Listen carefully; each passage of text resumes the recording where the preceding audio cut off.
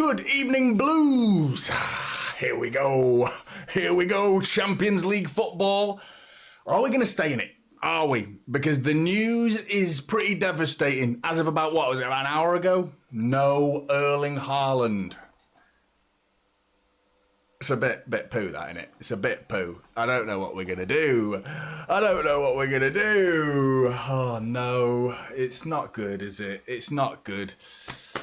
It sank me. I can't lie to you. It was a devastating blow because this morning I actually had a little secret little confidence about me today. I was thinking we might sneak this, you know. We might do something a little bit sneaky tonight. I had a funny feeling we might be able to, but it really floored me.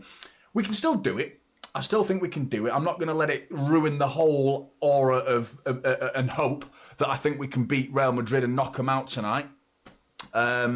But it's definitely flattened me a little bit because it's now over to you, Marmoush, who bagged a hat-trick at the weekend, so you're thinking, great, brilliant. But, I mean, if you actually go back and watch, in particular, that goal that was assisted by Savinho, a lot of the attention was sent towards Haaland. When they were trying to mark him in the middle, they were all marking Haaland, and Marmoush was free as a bird. So the attention now is not going to be on Haaland because he's not going to be on the pitch. So it's going to be on Marmoush, who's going to get less space as a result. So you're wondering how the Real Madrid two centre-backs, Asensio and Rudiger, are going to respond to that news. I think the first thing they're going to do is going to go, yes, brilliant, absolutely brilliant, perfect. We don't have Erling Haaland to deal with. Courtois as well, he's going to be looking at and going, yeah, I'm not going to be facing Erling Haaland tonight.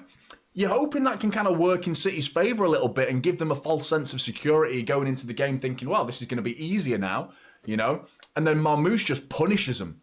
And they take their eye off the ball and Marmoush just snatches the game away from them without them realising that he's an equally bigger threat. I don't think they're going to be that naive, though. You know, it's Real Madrid at the end of the day. I don't think they're going to take anyone lightly. You just hope... I'm trying to find something. I'm trying to find something to the news that we found out that Erling Haaland is not going to be playing today. But how's everyone doing, first of all? I hope you're all looking after yourselves and feeling good, looking forward to it.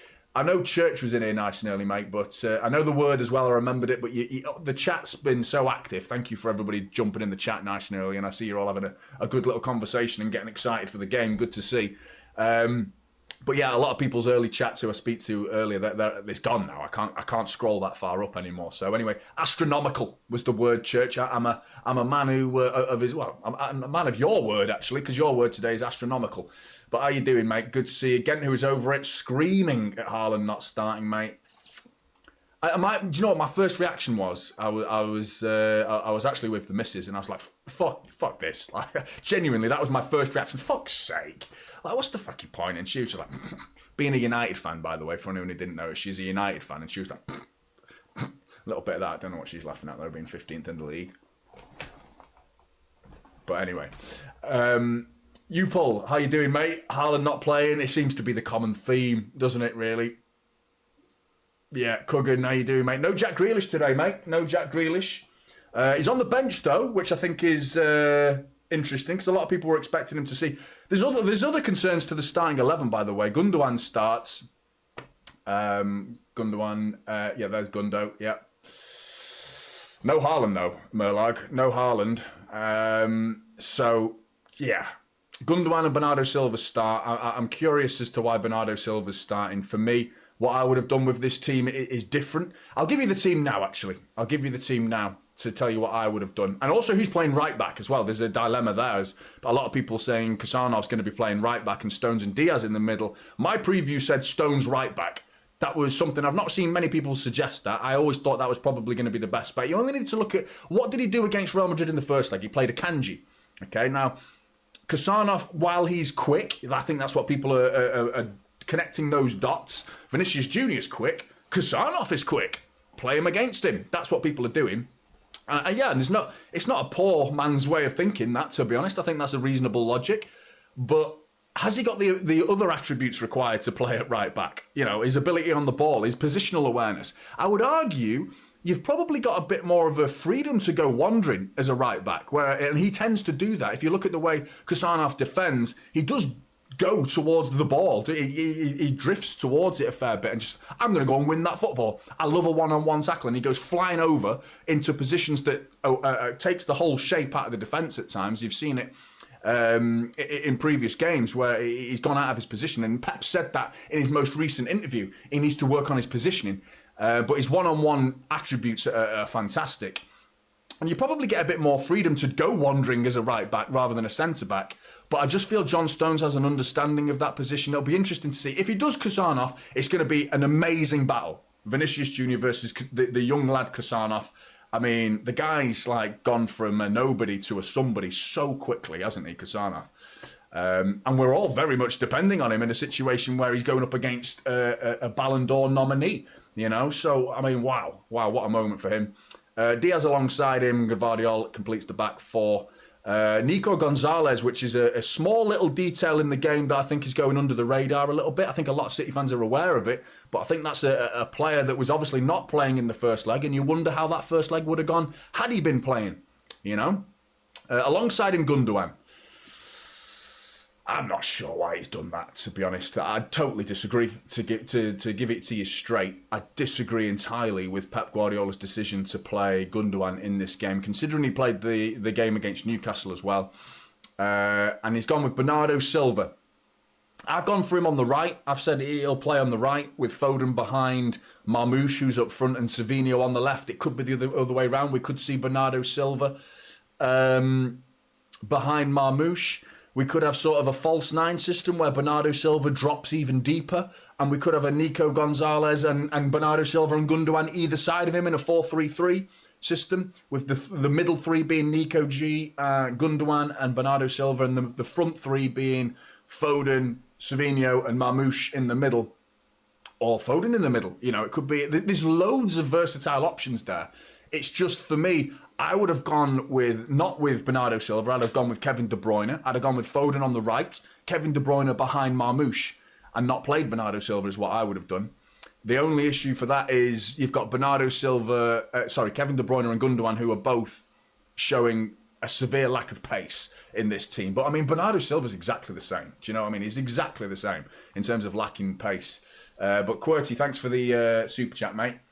And Kusanov as right back or right centre back is your question. And yeah, just gone into that as well, mate. So it's going to be interesting to see what he does. And he is good, but I'm kind of scared because he is aggressive, fast and good. But Vinicius dives like a dolphin, scared of a red. Yeah, that's my concerns, mate. Because he's young, and I'm excited to see what he's going to bring to the team. But guys, make sure you're hitting that like button, please, if you've just joined as well. Make sure you're smashing the like button nice and early to get some likes on the stream. Do you reckon we can get to over 150 before we start the stream? That'd be great. But the game, rather, which kicks off in how many minutes? What are we on? Like 13 minutes. Can you believe it? Bloody Nora. Oh, are we going to be in this tournament at the end of the night? I'm not sure. I completely forgot Aston Villa are playing Liverpool, by the way. Because as much as I'm hoping Manchester City finish the night in the Champions League, we've got one eye on the Premier League, of course, because we're in a top four race, aren't we? And we face Liverpool at the weekend. So we're going from the Bernabéu to Liverpool at home at the weekend. So I'll be keeping a little bit of an eye on that. And they're playing Villa, which I think is interesting. I think is an interesting game. Oh no, it's 1-0 Villa. Is it 1-0 Villa? I don't know. It might have been a goal disallowed. I'm not sure. But it went in the back of the net. But then they didn't show anything after that. I don't know. Is it 1-0 Villa already? Bloody hell. Anyway. The team for Real Madrid as well.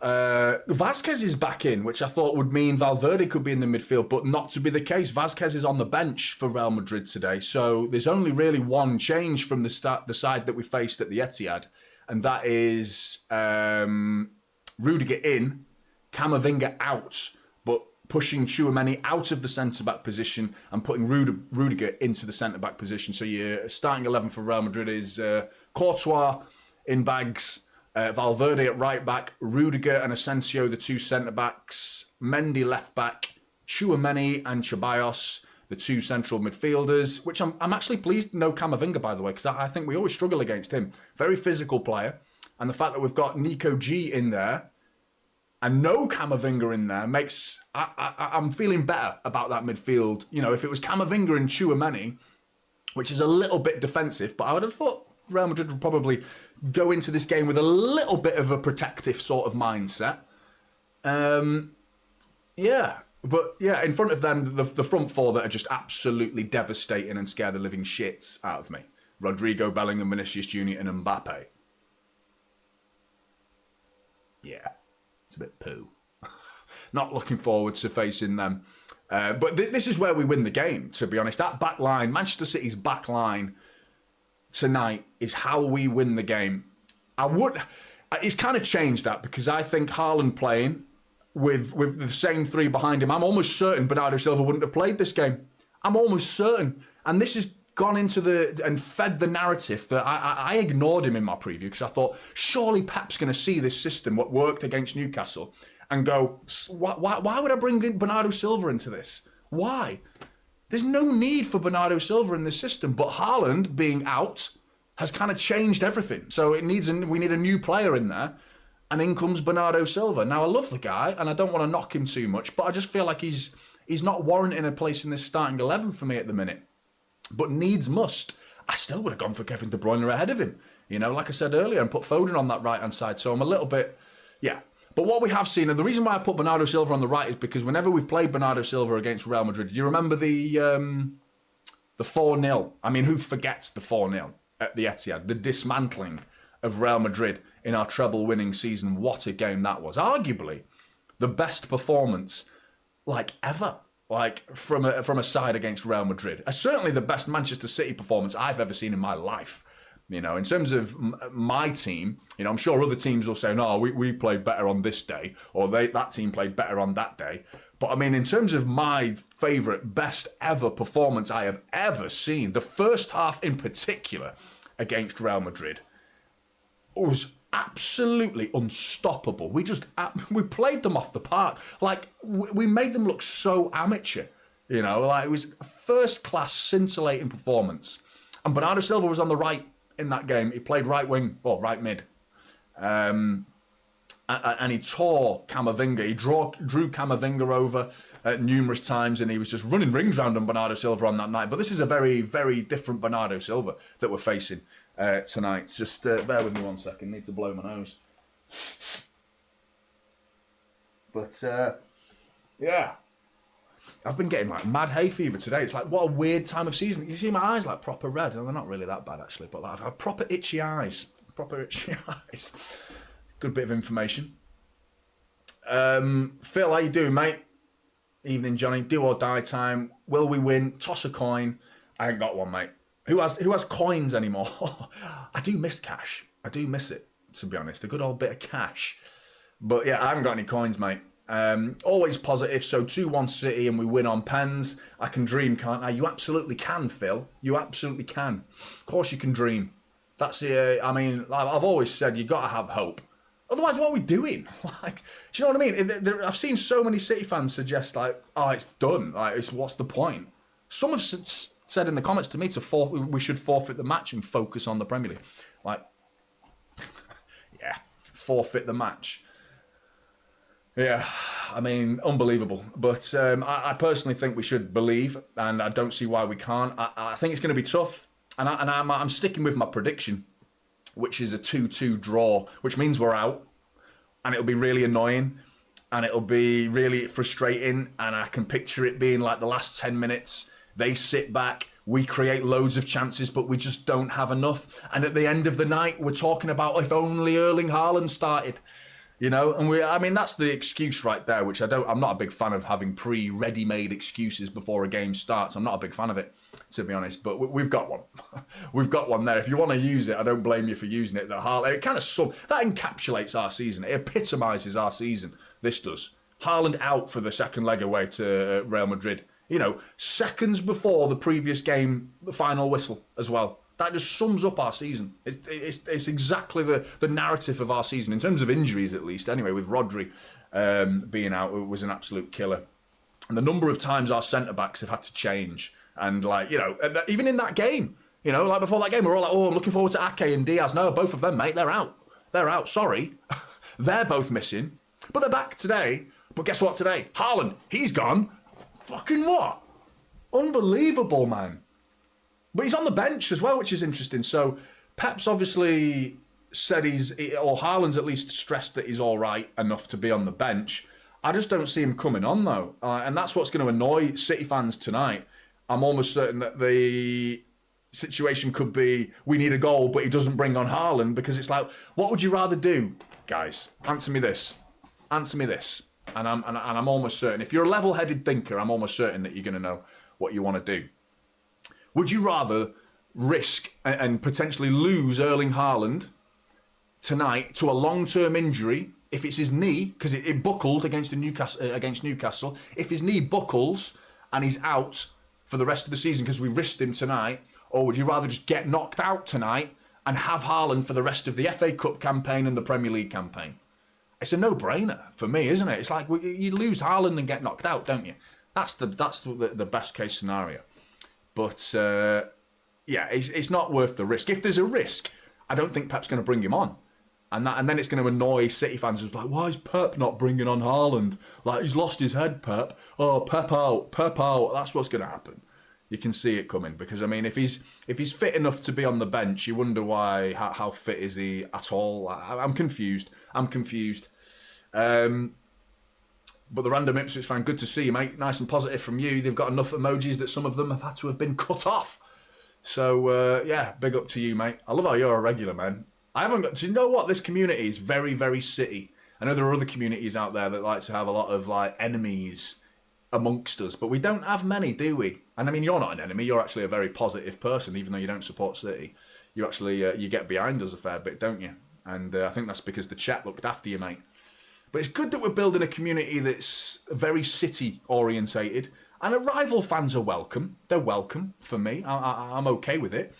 But I mean, yeah, you just let them have it in the chat. Let them have it. If some rival fans, we don't have to get rid of them. We don't have to get rid of them, Church.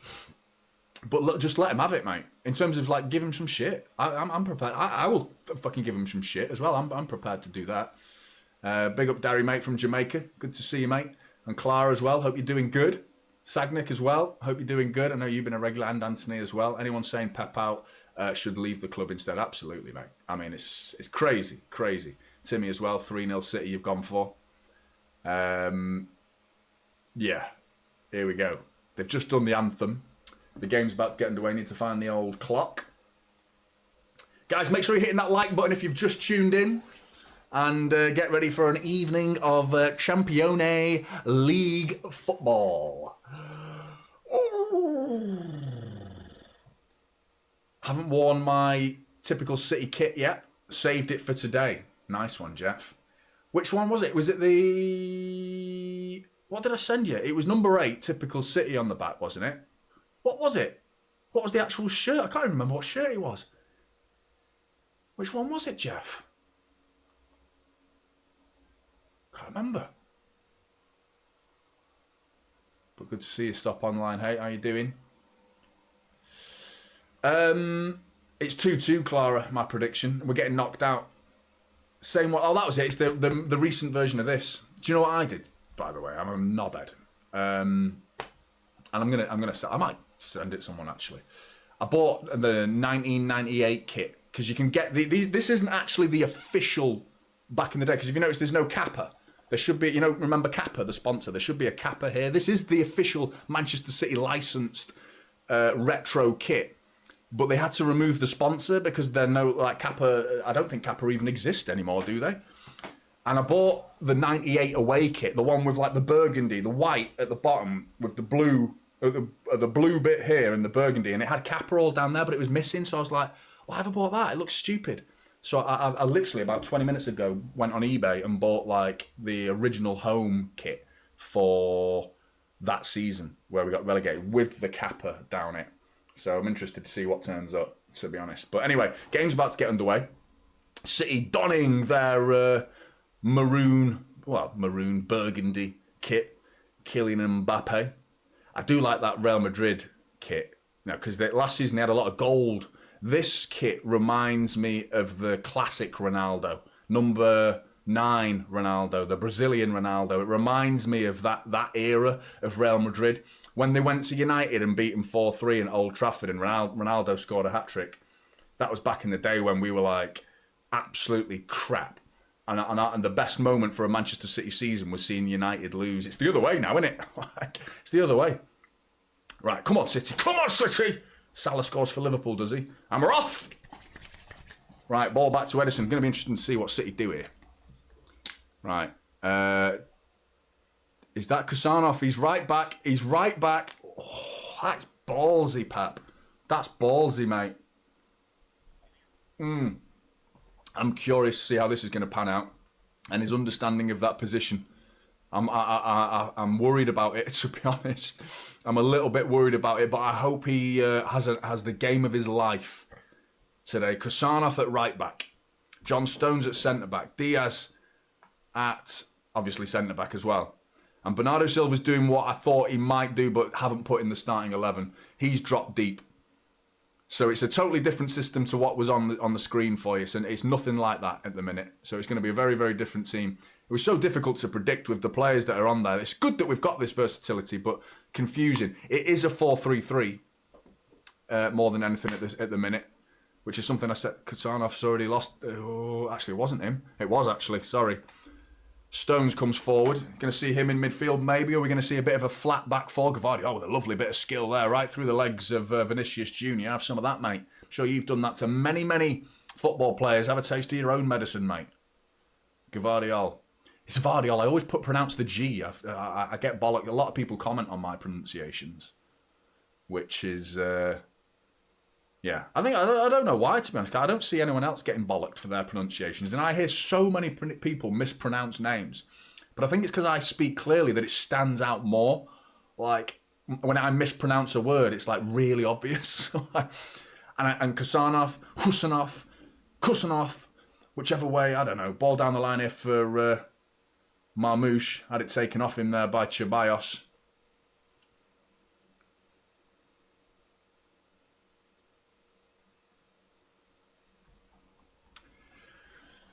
But I'm going to be interested to see what Kusanov does here. Because it's not just playing right back, though, is it? It's playing right back for City. It's not just like your traditional right back position. You're going to have to come forward on occasions, mate. What are you going to be crossing the ball in comfortably? I imagine it's just going to be Gvardiol. You know, I think it's just going to be him going forward and most of the time stay as a back three. But that means Ruben Diaz is left of the back three at the minute, which I'm curious as to why that's happening. Because Stones is in the middle. And I'd like to see him come forward. But Nico Gonzalez with a brave pass forward. Nice and positive early. Ball here. And Bernardo Silva's had it taken off him. But straight away, you see the positivity there from Nico Gonzalez. Something we've just not seen from our midfield in recent weeks. Prior to his arrival, it was a lot of sideways passing from the Manchester City midfield. But Nico Gonzalez then just took the ball, half-turn, pings it right through the middle into Savinho on the edge of the area. It doesn't come to anything, but there's that positivity that we need to see. Nice one, Timmy. Hey up, Ryan. I'm going to have to watch this game after it's finished, so I hope we have a good game. Come on, City. Well, I hope you don't miss anything unbelievable, mate, because it could be a very, very special night tonight. Guys, make sure you're hitting that like button if you've just tuned in. A long ball over the top here. Ruben Diaz has been done. Mbappe, his ball over. It's 1-0. Yeah, it's 1-0 already. I just got absolutely rinsed. Straight away. Immediately. Kylian Mbappe, 1-0. Can't believe it. One long ball over the top.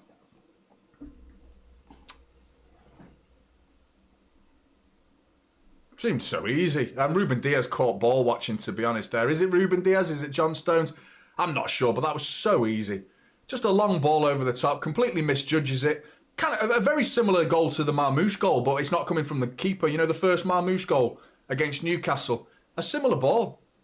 It's a similar situation where Diaz just gets caught under the flight of it, misjudges it, tries to head it. Stones tries to cover him and help him out because it's Diaz who's missed the ball completely. But Mbappe, quick as you like. Ederson makes his mind up for him by coming out of his goal. I'm not sure why Ederson's come out there, really. I'm not sure. There's a catalogue of errors in there. Ruben Diaz getting caught under the ball. Ederson coming out of his goal too early. And Mbappe's finished it very, very well. But, I mean, we made it easy. We made his mind up for him, man. Unbelievable.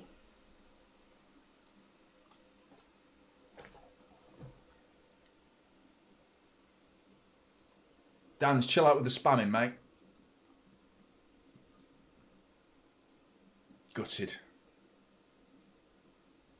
John Stones has gone down. Oh, brilliant. Here we go. This is the evening, is it? We're having one of these evenings. John Stones has gone down with an injury. Can't believe it. Can't believe it.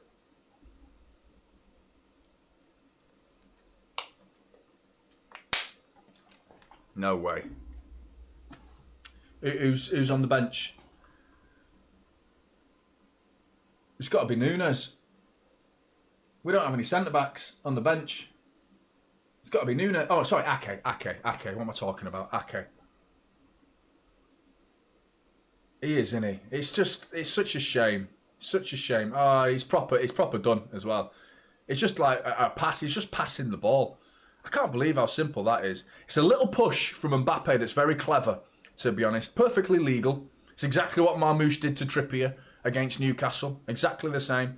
But Ruben Diaz caught ball watching there. A great finish from Mbappe. But Ederson's just way out of his goal unnecessarily there. I mean, if you're going to come. And if you're not going to come, stay. He's done neither. He's caught in between two minds there. He's come out and stood like almost in line, parallel with the penalty spot. Doesn't need to do it. Doesn't need to do it at all. Unbelievable, man. And we're going to bring on Nathan Ake now, and he'll pick up an injury as well. The way his season's been going and the amount of injuries we've had this season. John Stones being out, it's done already, this, isn't it? It's already done, this. I'm sorry, it's going to be difficult for City to come back. The goal was one thing, but John Stones going out is massive. That's so big. He's got a stretcher out here. He's got a proper medical team coming out to him here.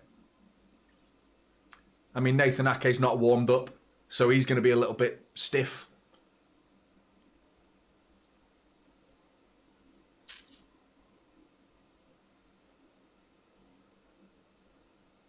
It's heartbreaking, man. It's heartbreaking watching this. John Stones is the heartbreaking bit. The result is kind of like, I mean, no one was expecting City to win, really. I think the pressure was on Real Madrid, but it's so innocuous as well. He's just playing a pass. And his knees just sort of twisted and buckled, and yeah. We need to sign some centre-backs in the summer. I'll tell you who we're going to sign in the summer. And people aren't talking about it. I'm almost certain. I'm very, very confident that we'll sign Jared Branthwaite from Everton. That's who I think we'll get. Mark my words. Take note. Jonny, 19th of February 2025, said we're going to sign Jared Branthwaite. I'm pretty certain we will. And it'll be to replace this man, John Stones.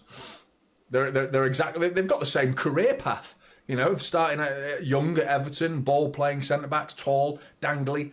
You're just hoping Jared Branthwaite doesn't become injury-prone like John Stones. But he's an absolute baller. He is. He's playing in an Everton side, and you might be like thinking, why are we signing him? Because he's fucking class, mate. He's brilliant. And you speak to Everton fans about him, they'll be gutted to lose him. Telling you right now. And I think we'll be going for him.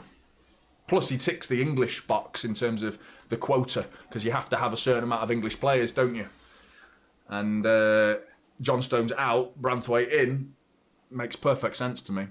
And we've got a decade if we sign him. You know, I think we'd spend 60, 70, maybe, hopefully no more than 70 million to sign him. And then I think that would be 10 years of a centre-back that would be a top class centre-back with Hayes, Kusanov, Vardiol. Keep Diaz for his experience, because he's still he's in his peak now, isn't he, Diaz?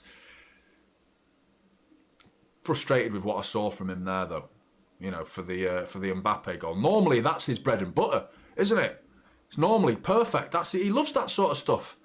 Long ball over the top. Give me an aerial duel with Kylian Mbappe, but he was caught sleeping. City left a little bit of a high line, but the ball was in the air for a long time. Like, you felt like he could have dealt with that a little bit better. Sort of committed early. Started diving towards it a little bit earlier. Too early for me, but anyway, it's 1-0. We've still got 11 players. You know, Ake's on. And City could still do something here. We might be about to do it now. Bernardo Silva on the edge of the area. Vardiol. Right foot shot, blocked, up in the air. Something in the air in my house. My eyes are like stinging. I think it's chip fat. Like the oven. Like, we need to clean the oven. Because I took the oven, opened the oven, and all the smoke came out and went right in my eyes. And I've had stinging eyes for about 2 days since it happened. What a ridiculous... Yeah, it could be that, mate. All that, yeah. I'm absolutely smoked out my head right now.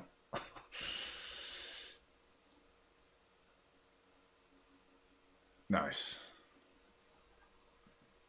Yep, Adrian. I wouldn't say no to him. I think he's a good player, very good player. I'm more confident about the career of Branthwaite than I am of Wharton because I've seen more of Branthwaite. Wharton spent a fair bit of time this season injured, hasn't he? But yeah, no, I think Wharton's a very good player, but I still think what's his face? Branthwaite is almost certainly going to have a top level. He's Champions League quality minimum, and I think City could bring him into a level that's takes him to like the top of the game. City haven't cowered in this performance so far. With Kusanov coming forward there, first time he came forward as a right back, cross is blocked by Mendy. That's it, Messi, mate. Deborah Daly, how you doing, mate?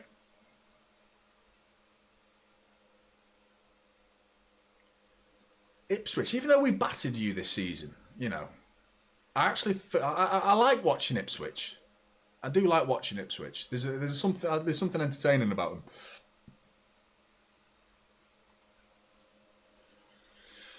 Can't believe we went 1-0 down like that. I can't believe. Do you know what? I can. That's the truth of it. I can. But we're going to need a seriously class act performance, because I've got some bad news for you people. Because Real Madrid have won the first leg in a Champions League two-legged affairs. When they have won the first leg 39 times, and out of those 39 times they have progressed 37 times. So, yeah, history's against us, very much so. When Real Madrid win the first leg 37 times out of 39, I don't know what that is in terms of percentage. My son could work that out in terms of a percentage because he's a crazy genius at maths. But I can't do that. It's just not good, is it? It's not good reading, that. It's worrying. And Carlo Ancelotti, by the way, and Pep Guardiola, they've broken the record as two managers who faced each other the most in Champions League history now. 10 times those two have faced each other, and 8 of them, according to Opta Joe, is been managers of Real Madrid and Manchester City. So it's not like going back to, well, it obviously goes back to the Barcelona times, doesn't it, for Pep? But probably Bayern, actually. I'm sure there was probably a Bayern sneaked in there as well, but still, 8 of them between these two football clubs. Class managers. Would you say no to Ancelotti when Pep leaves? Even if it's in like 4 years? I think he'd be the perfect manager to steady the ship, because there's a definite decline. When we lose Pep, we're going to go on the decline. It's not going to be... he's the person that would steady the ship and keep it nice and steady. Here you go, Kasanoff against Vinicius Junior. Rinses in, ball across. Oh, that wasn't a good start. And then, I hate it, man. I hate it. That, getting the crowd pumped up. I hate it. Why is it a new thing in football? They never used to do it.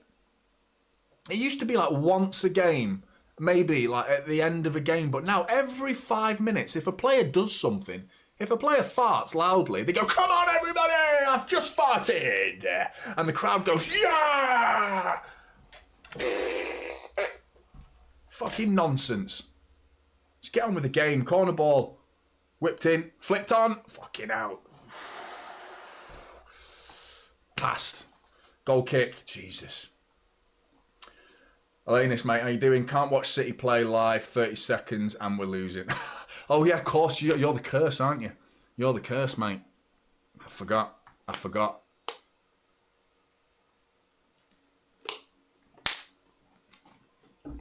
No way. You're not, mate. Stick with us, man. We'll be fine with you watching or not watching, one way or the other. Don't take it personally, mate. But, yeah, this game's close to being taken away from us. You know, we need to, obviously, we have to score the next goal. We have to. And that's stating the obvious. But, I mean, you never know. Even if we don't, 3-2 takes it to penalties. And do you know what? When we do get the ball, there's a nice bit of composure in that midfield, and we're finding players in pockets as well. So even though I'm concerned about the result and how the game's gone so far, that's a foul, referee. Yeah, it is. Foden's been snapped as well. He's all right. He's all right. He's still got a tag. He's popping tags, Phil Foden. Is that just a label? I swear like a tag came out then, like a shopping tag with probably a price tag, because these are the official kits as well, so it'll be like 130 quid price tag. Phil Foden popping tags, mate. Pretty sure he's a label, to be honest. Do not tumble dry. Otherwise, all of the shirt number just melts away. Football shirts, man. So rubbish, aren't they, in terms of like the cost of them. Ball in here. Now, the referee stopped the game there before the free kick was taken, but Nico Gonzalez was fouled by Asensio. And the referee actually done Real Madrid a favour there. He's done him a favour, and he blew his whistle before the free kick was taken. Because if he blew his whistle as that ball was in the air, he's got to make a decision whether it's a Real Madrid free kick or a Manchester City penalty. But it's neither now, because he blew it before the free kick was taken. But Rudiger's being a dick. Surprise, surprise. Doing a bit of the old Kyle Walker tip flicking treatment. Take two. Marmoush, better ball in. Still easy to defend that. There was a queue of Real Madrid defenders waiting to clear that. And they've cleared it. Come on, City. What are we looking at here? The ref's got something to look at here. I don't know what's going on, but the cameraman keeps looking at the ref. No, nothing. Referee says play on.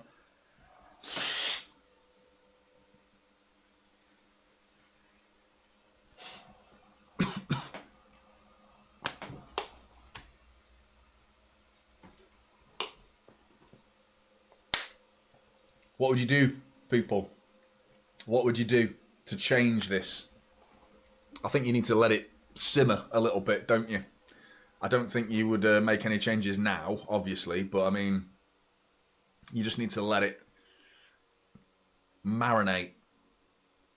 But the danger in that is Real Madrid are just waiting, aren't they? They're going to pick their moments now, because it's the perfect scenario for Real Madrid. Scoring first is just giving them that comfort to know that they can protect what they've got now. A 2-goal advantage over the tie. And just wait. Wait for City to get too aggressive in their attacking purpose. And like this, Real Madrid on the edge of the area. Mbappe's shot. Oh, it's deflected. Corner ball. Ederson looked like he was struggling then for a minute. He was like scrambling across his goal line then. It goes out anyway, but it was a big block there from Root, well wide actually in the end, but still. Ederson didn't look comfortable with that. How you doing, Vasco, mate? The board jinxed our season last summer. Yeah, they didn't do good business, did they? We've got to move on from it now, though. Here we are. Corner ball in, flicked on. It's going to be, flicked off, but off the tip of Mbappe's attempted volley there. Vardiol just flicked it away because it was flicked on originally by Bellingham, the corner, and Mbappe was waiting at the back post there. He was going to volley it and probably make it 2-0, but Vardiol was there just in time to flick it away. But yeah. Yeah, Vasco, I know what you're saying, mate. I know what you're saying. You're absolutely correct. They have dropped the ball big time. I think Pep's included in that as well. I mean, I love Pep, and a lot of people think I don't have anything bad to say about Pep. I absolutely do. I think he was involved in a lot of the conversations, and I think he's made some bad decisions in terms of his substitutions this season. It's been a bad season all round. It's about to get worse in a minute. Real Madrid, edge of the area. Mbappe, blocked by Ruben Diaz. Another corner. But yeah, we've got to move on now, haven't we? We've got to move on. We've got to move forward now. And I imagine we're getting knocked out tonight, and if we don't, it'll be a miracle. 2-1 Villa against Liverpool. Not sure what to make of that. Because I really don't like Arsenal, you know. As much as I don't like Liverpool, I really, really don't like Arsenal at the minute. And that's new. That's a newfound hatred that I've... ever since I've started doing YouTube last season, I didn't have a problem with Arsenal until I started doing this. Until I realised how integrated they are into the YouTube world. Arsenal fans. They're like rats, aren't they? You can't walk... Like, you can't go 5 seconds without seeing one or walking past one. They're everywhere. They're everywhere. William, how you doing, mate? Didn't expect anything. Somehow still disappointed. That's exactly right. That's exactly right. That's how I feel. You've summed it up there. Valverde, oh, he's wide. Hit the side netting. Blocked. Valverde with a shot from way out as well. He was about 30 yards out at least there when he's having a pop there. Wow, about 30 yards. And Phil Foden gets a block on it, which skims off the underside of his boot and hits the side netting out for another corner for Real Madrid. How you doing, Mohammed, mate? And Christine's got a huge problem with Arsenal. Yeah, me too. Ball in. Great clearance by Kusanov, but it's not completely away. Great tackle that by Marmoush. Go on, mate. Oh, and he nearly came away with that, but Chouameni. I love the fact that he's got every vowel in his name. It's crazy. A-E-I-O-U. Ball over the top. Kusanov's missed it. And he's won the second one. He's absolutely redeemed himself. Still Vinicius Jr. to deal with. And Vinicius Jr. then fell over. But Kusanov missed the header. Very, very similar to how Ruben Diaz missed his header for the Mbappe goal. Except the ball's going wide of a situation. Because if even Kusanov missing it, put Vinicius in a situation where he's still got to beat Kusanov once he gets the ball. But the ball bounced once, and somehow Kusanov got up so quickly then and just leapt at the ball again, and it's given away by Nico Gonzalez. Now, we can't have that, mate, because he's been near perfect compared to that Newcastle performance at least as well. And Jude Bellingham's just wandering forward down the left side here with Kusanov to beat. Bellingham versus Kusanov. He's into the penalty area. He's beaten him. He's beaten him twice. Ball across. We're struggling here. We're struggling here. We're on the ropes. We're on the ropes. Come on, City. He did well initially there. Clicking on everyone wrong. Kusanov. He did well. Guys, make sure you're hitting that like button, everybody. Thanks for tuning in. Another corner to defend. Whipped in. Edison clears it. Ruben Diaz almost got in his way there. Valverde, brilliant control. Mbappe. A few step overs. Bernardo Silva and Vardiol looking to stop him. They've sent him back to Valverde. Danger's slowly away, but Real Madrid slow to get back out of there. They just didn't want to come back. They were enjoying sitting in our box for a bit, weren't they? And they were reluctant to get out of it, even when half of them were offside. But they're going to have to now, because they're all the way back on the edge of their own area. Now back with Courtois, who goes long. And Kusanov wins his header, nice and simple. Gonzalez with a unnecessary flick has given 2 in a row there away from Gonzalez.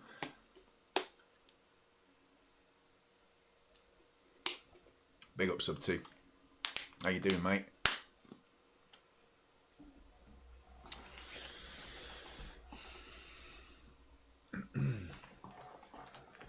So he's gone for Bernardo Silva in midfield with Gundogan and Nico Gonzalez.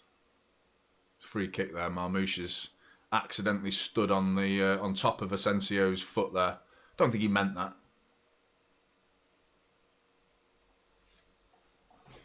Appreciate that, mate. Thank you very much.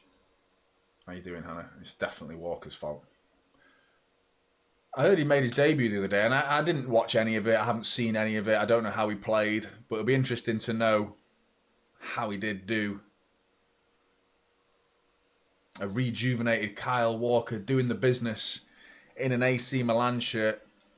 I do wonder how what team we would have played today, and whether he would have got into this starting 11 if he was still at Manchester City.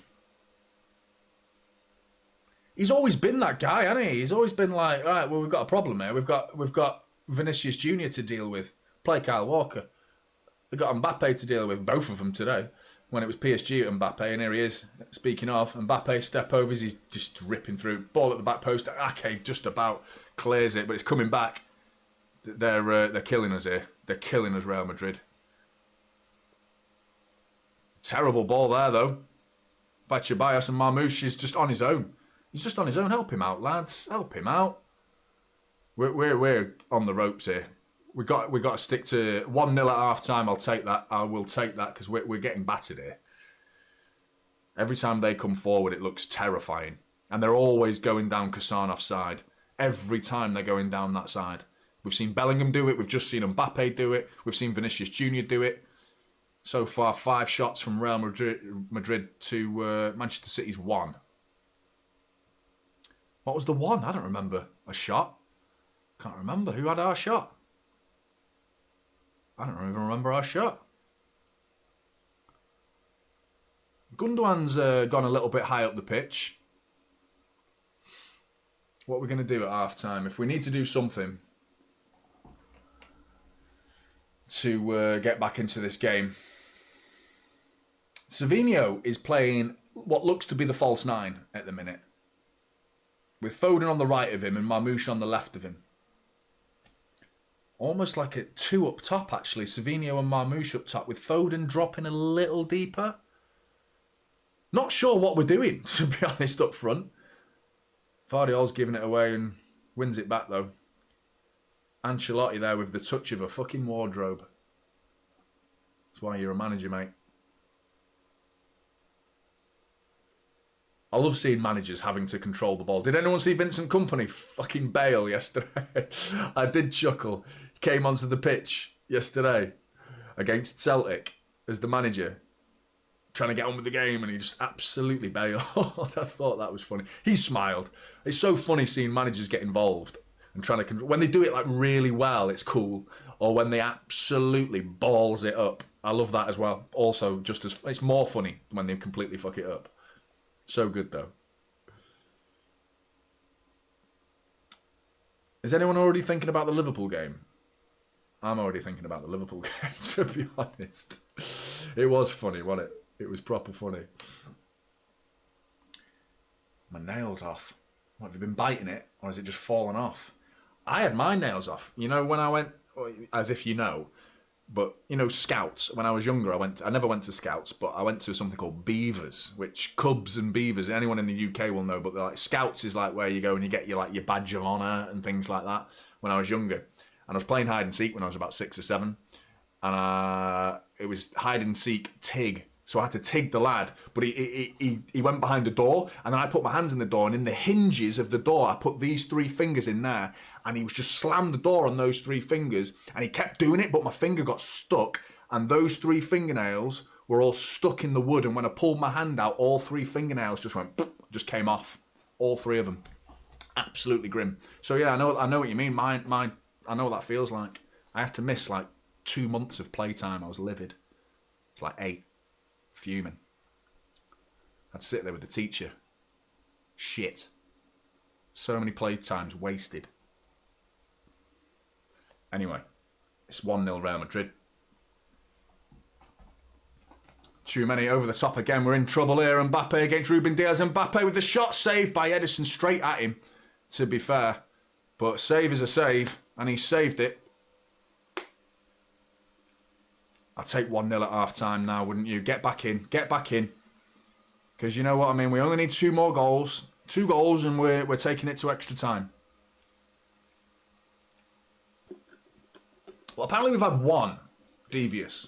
Apparently, according to the stats on here, we've had 1. I don't remember when.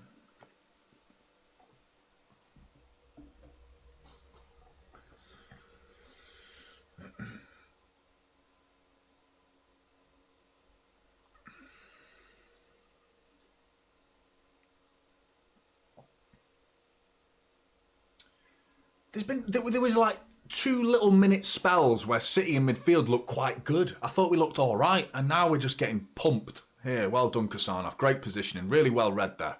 Very good from Kasanov. Take your time now. Ederson. Not too much time though, mate. There you go. Ball down the line. Something for Marmoush to chase.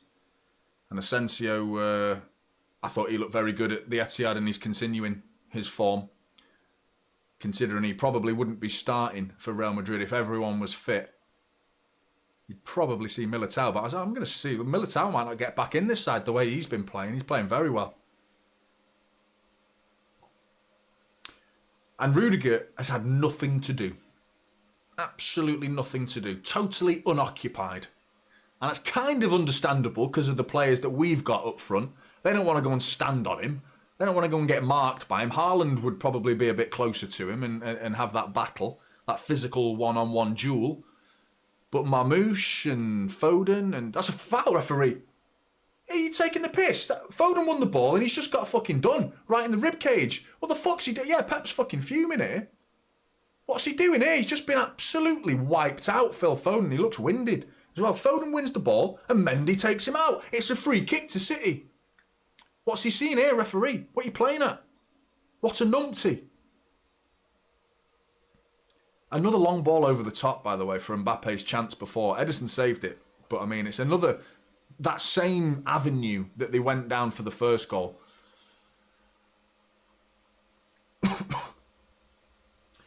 You do wonder if this defence requires all of them to have a degree of speed. Because you think about the football that we play. We've always been susceptible to the transition, haven't we? And we've always used Kyle Walker. And like, well, that's only one side of the defence. And Vardiol's not quick. You put Diaz on that left centre-back position, which is where he is today. He's even slower than Vardiol. And you wonder if we need more speed. Because we've lost Walker now. Kasanov's come in. He's very, very quick. There you go. Play on, referee. Fuck off, ref. You absolute bellend. Vardiol's just perfectly good. Strong tackle. I mean, how's that a foul and the one on Foden before's not? Are you having a laugh, mate? You're having an absolute laugh. That was a proper opportunity as well. He read it. He knew where Rodrigo was going. Rodrigo was going to come inside with his first touch. Vardiol read it. And he lent on him. Compared to Mendy before, who just absolutely wiped out Foden when Foden won the ball. What's this referee on here, man? D, thanks very much for the super chat, mate. Who would you rather win the league, Arsenal or Liverpool? I'd much rather Liverpool. Arsenal fans are unbearable. Yeah, well, I had that debate myself a couple of watch-alongs ago, and I'm with you, mate. Liverpool now, which is something I'm amazed at. That I'm saying that. I never thought a year ago I'd ever say such a thing. But that's how unbearable the Arsenal fans are. That they've made me want Liverpool to win the league. And anything Manchester City fans want this season, we do not get. Because Liverpool are losing. And Mbappe, it's going to be 2. Yeah, it's 2. 2-0. Mbappe, it's game over. It's game over. I can't see us coming back from this now. We're getting absolutely pumped here. Getting absolutely pumped. It's been a difficult first half to watch this because we've created virtually nothing. The front line for Real Madrid have just been too much for Manchester City to handle. And the circumstances of John Stones' injury is certainly not helped. But it's not been good. It's not been good at all. 2-0.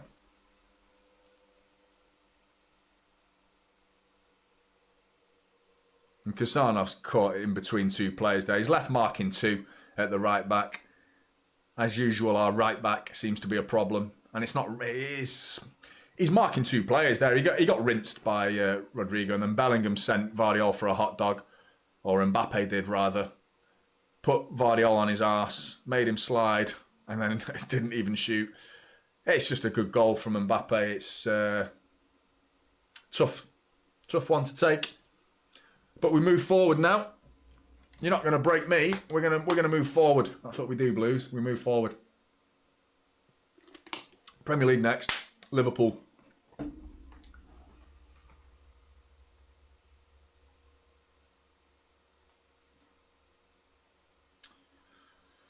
I know, that's what I saw, Christine, as well. I'm pissed off with that because, I mean, that was a moment for us to get a free kick. The fact that Vardiol won the ball a minute ago and Real Madrid get a free kick, those little moments make a difference because we've had no moments to live off, you know? I mean, I'm clutching at straws to want those moments to be effective enough to stop Real Madrid from scoring because they've been creating chances at will in this game. But and Gonzalez with the touch of a wardrobe there, he's giving it away. It's going to be 3 in a minute. We've got away with that one there. Gonzalez is out. He's struggling. Skybox is about to go on standby mode to save energy. To stop this, press any button. I'm not sure I want to stop it. I'm quite happy for this to go into energy saving mode. I think Manchester City need to go into fucking energy saving mode right now for Liverpool because we're getting fucking pumped here. Fucking energy saving mode. Piss off. Come on, City. Savinho ball forward. Here you go. Marmoush. Onto his left foot. Absolutely sensational tackle from Asensio. And then the chest bump and the fucking crunched him, mate. That's absolutely brilliant tackle. Brilliant tackle. And I hated it. I hated watching it because it was against City. But he's just nailed him. Perfectly timed tackle that was. Grim. Corner ball to City. 5-2 on aggregate.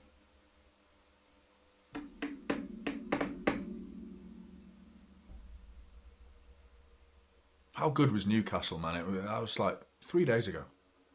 Shocking corner from Marmoush. I think it was a bit of a planned one, to be honest, because Gundogan came off the near post. Kind of similar to Haaland's flick on for McAtee's goal against Newcastle, except I don't know whether Gundogan completely missed it or Marmoush's corner was to blame. But you could tell that was something off the training ground to cause a little bit of chaos, to get that ball into the near post and then flick it on. And it worked against Newcastle, didn't it? Not this time. Not tonight. It never felt like anything was going to work tonight. It just felt like this was going to be that night and we need to crack on, move forward now. Kassanov with a great ball in there. And it's a wonderful clearance from Gundogan. Brilliant clearance. On the edge of the area, you're thinking you could bring it down, mate. You could nod it down to Foden. Or, mate, you could just flick it clear. Get it clear. Help Real Madrid out, mate. Get it out of that box, mate. We don't want to score today. No, mate. Of course we don't. What's he doing there, Gundo? Why is he clearing that? What was he doing there? What did I just see? We're all over the place at the back for their goal. Kassanov was in big trouble once Vinicius ended up coming down this right side. Diaz had to come over. Ake stepped up. You're wondering, I need to see that goal again because the defensive shape at the back from City was all over the place. And that's how we were going to win today, by the way. If we had a strong defensive performance, we'd have a chance. But there was no way. Bellingham's getting done here. Yellow card for Bellingham. And he's gone through Foden as well, who's in the wars at the minute, Phil Foden. He's up on his feet, thankfully, limping about. But, yeah, Jude Bellingham, kindly go fuck yourself, mate. I'm not sure he meant that, to be honest, but I stand by what I said. Fucking hell, man. I think, Tete, it's... I don't see what Gundogan's going to do in this situation. No, and mate, not red card. Yellow card. I agree. I think KDB. What else now? It's like we might as well throw it. We need to win. Do you know what I mean? Gundogan's offering us nothing. You know, in an attacking sense. He's just wandering around the midfield at the minute, and I feel harsh on him because I think he's actually been all right for City in recent weeks. And he's just done one moment there. I'm not going to say the whole performance is down to Ilkay Gundogan. You know, let's be fair about it. Gundogan's not been that bad in recent weeks. I thought he was very good against Newcastle actually, but he's just cleared the ball then, and that's pissed me off. That has, but because we're not getting any opportunities. So when we do get them, we've got to be clinical with it. We've got to take the opportunities we get because they're few and far between at the minute. We're barely getting into the final third. So when we do, we've got to be crisp, nice and clean. Everything's got to be precise because it's, yeah. And look at the difference in potency when they come forward versus how we go forward. And this season, I think we've been very good going forward. Goals haven't really been our problem. It's the other end of the pitch that's been our problem.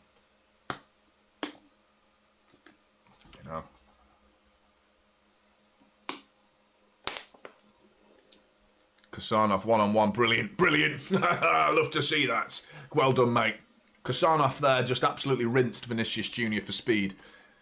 He was sent away. It was a one-on-one, a foot race. Kasanov 1-0.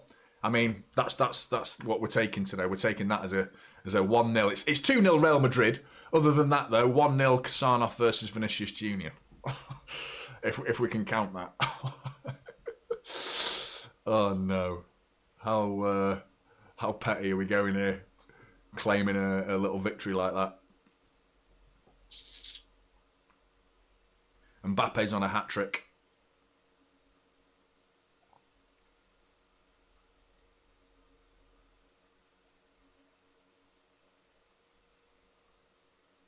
And Liverpool have opened the door to Arsenal. And what do you want to bet? We go and beat Liverpool at the weekend. I wouldn't be surprised. You know, Nico Gonzalez is giving it away again. He's doing his best to come down that right wing there, but he's giving it away again, mate. That's like 4 in a row.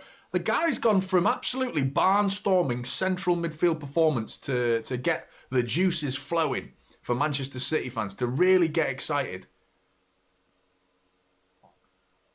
And he's having a bit of a stinker first half at the minute. He's given it away a couple of times. As much as we want to pick on Gundogan, our new signing Gonzalez, you know what I do on this channel? I do not play favouritism for anybody. Just because the community and everyone seems to get on a certain bandwagon, the anti-Gundogan bandwagon, and I mean, I actually think there's a lot of sense to Gundogan's criticism this season. He's been poor in too often. But Gonzalez, just because he's a new signing, we're not going to call it out. Sorry, mate. He's had a bad 41 minutes. A very bad 41 minutes. He's given it away more than anyone in this City side.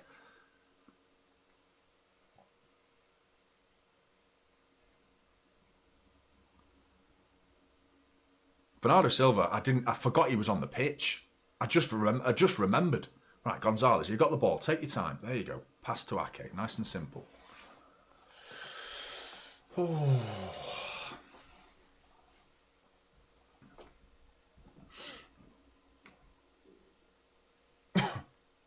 Gundogan coming forward. No one closing him down here. Out to Vardiol. Look ahead of him. Look, there's no attackers. There's nothing forward for us. How are we going to score?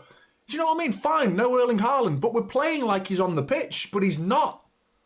The system is everyone's like around that gap where normally Haaland would stand.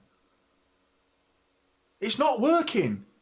Foden's not in the gap. Look at the gap between the back four. Look at that gap back four right now. Just look at the gap between midfield and the back four. No one's filling it. There's no one in the pockets. So when we do get it, that's better. That's where Marmoush is there. That's where we need you. Yeah, giving it away though, man. We've got to be in better shape. Like it's just shit. This is, to put it bluntly. Buzzing, mate. Buzzing. Bit worried, actually. Bit worried. Oh, someone said it's their birthday. I've just remembered. Whose birthday is it? Someone's in the chat. Tell me if it's your birthday. I saw you earlier and I forgot to mention it. Someone's birthday. Happy birthday to whoever's birthday it is. Such a disrespectful birthday. Happy birthday to whoever's birthday it is. I just remember someone saying it's my birthday today, so I hope we win. And it's turning out to be a shit birthday for you in terms of what City are doing anyway, but... Hey, mate, D, if we win an FA Cup, as long as Liverpool and Arsenal don't win a Champions League, and by the way, categorically, it's impossible now for Liverpool to get 100 points, so there's another record. Unachievable, once again. No treble for Liverpool. No 100 points for Liverpool. You know, the things that we've done that. Things you daren't even dream of. We've achieved. That's a corner, referee. We'll take a corner, please. Oh, piss off, man.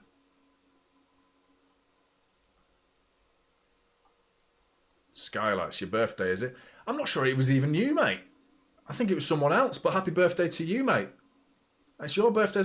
Everyone's going to say it now. It's everyone's birthday. Captain Kringles, was it you? It was you, wasn't it? I'm pretty sure it was you. Where have you said it already? I can't remember. Oh, that's it. Yeah, I remember. because I know you're a regular. But happy birthday to everyone whose birthday it was. And Elena's, happy birthday to you. Happy birthday to everyone. It's going to be everyone's birthday in a minute, isn't it?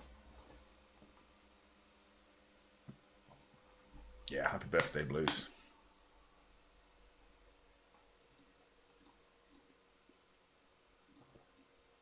I believe you, mate. I believe you. Have a good one, mate. Have a good one. Genuinely.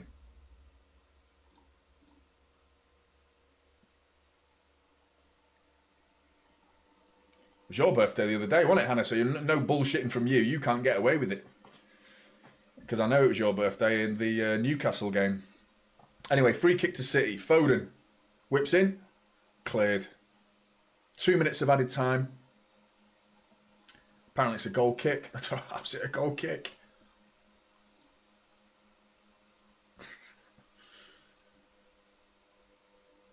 Never. How's that? How's that not a corner? This referee's not done anything catastrophic, but he's been a bit shit. Been a bit poo. I also have a birthday. I do like the way you've worded that. Like, it's not today, though. It's just some point in the year. At some point, it's my birthday.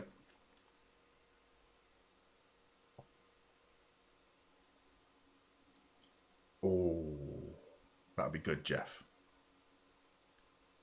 Go on, Foden. Takes it on the half turn. Great turn from Foden. That took it with him brilliantly there. Savinho now. First opportunity to do something. Nico Gonzalez, referee, does well to get in the way there, but just about gets out of the way. Kasanoff then could have gone forward. I don't know why. Bellingham was like, go down the wing, mate. And he didn't fancy it. Vardiol just about gets the ball into Marmoush. Man, oh, mate. How long do you think you're going to get? You're not going to get time like that, mate.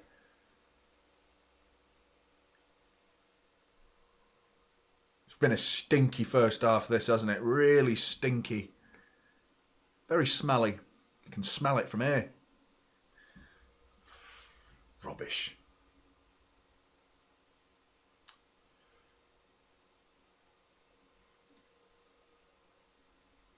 That's mad sub to, isn't it? It's such a different City side, though, isn't it? This is the thing, mate. As much as we fall back on the historic achievements of Manchester City's recent squads against Real Madrid in the past 3-4 years, we've been really, really good. This is so different, though, isn't it now, mate? So different.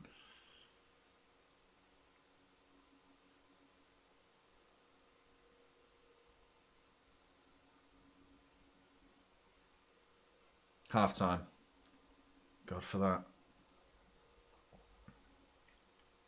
Pants. Really pants. Guys, make sure you're hitting that like button, everybody. Really appreciate it.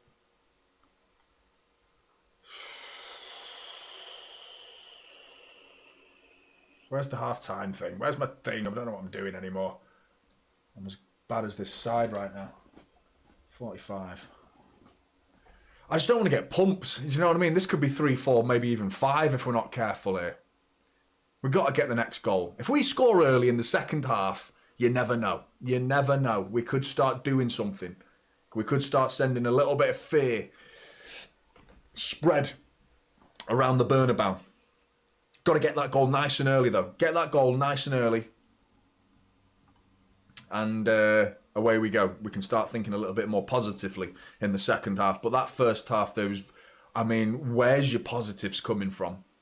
Let me know in the chat. And I'm not being rhetorical. I'm being genuine, asking the question, like, where are your positives coming from in that first half? The one-on-one with Kusanov and Vinicius Jr., that's about it. It's about it. Foden with a couple of nice touches. I think Marmoush had very few opportunities to do anything, but when he didn't do anything. Savinho had even less opportunities to do anything, and when he didn't do anything. Bernardo Silva, I can't think of a moment where he seemed to be visible. I don't remember him playing it in that first half. I thought Nico Gonzalez was poor. He was just very, very sloppy.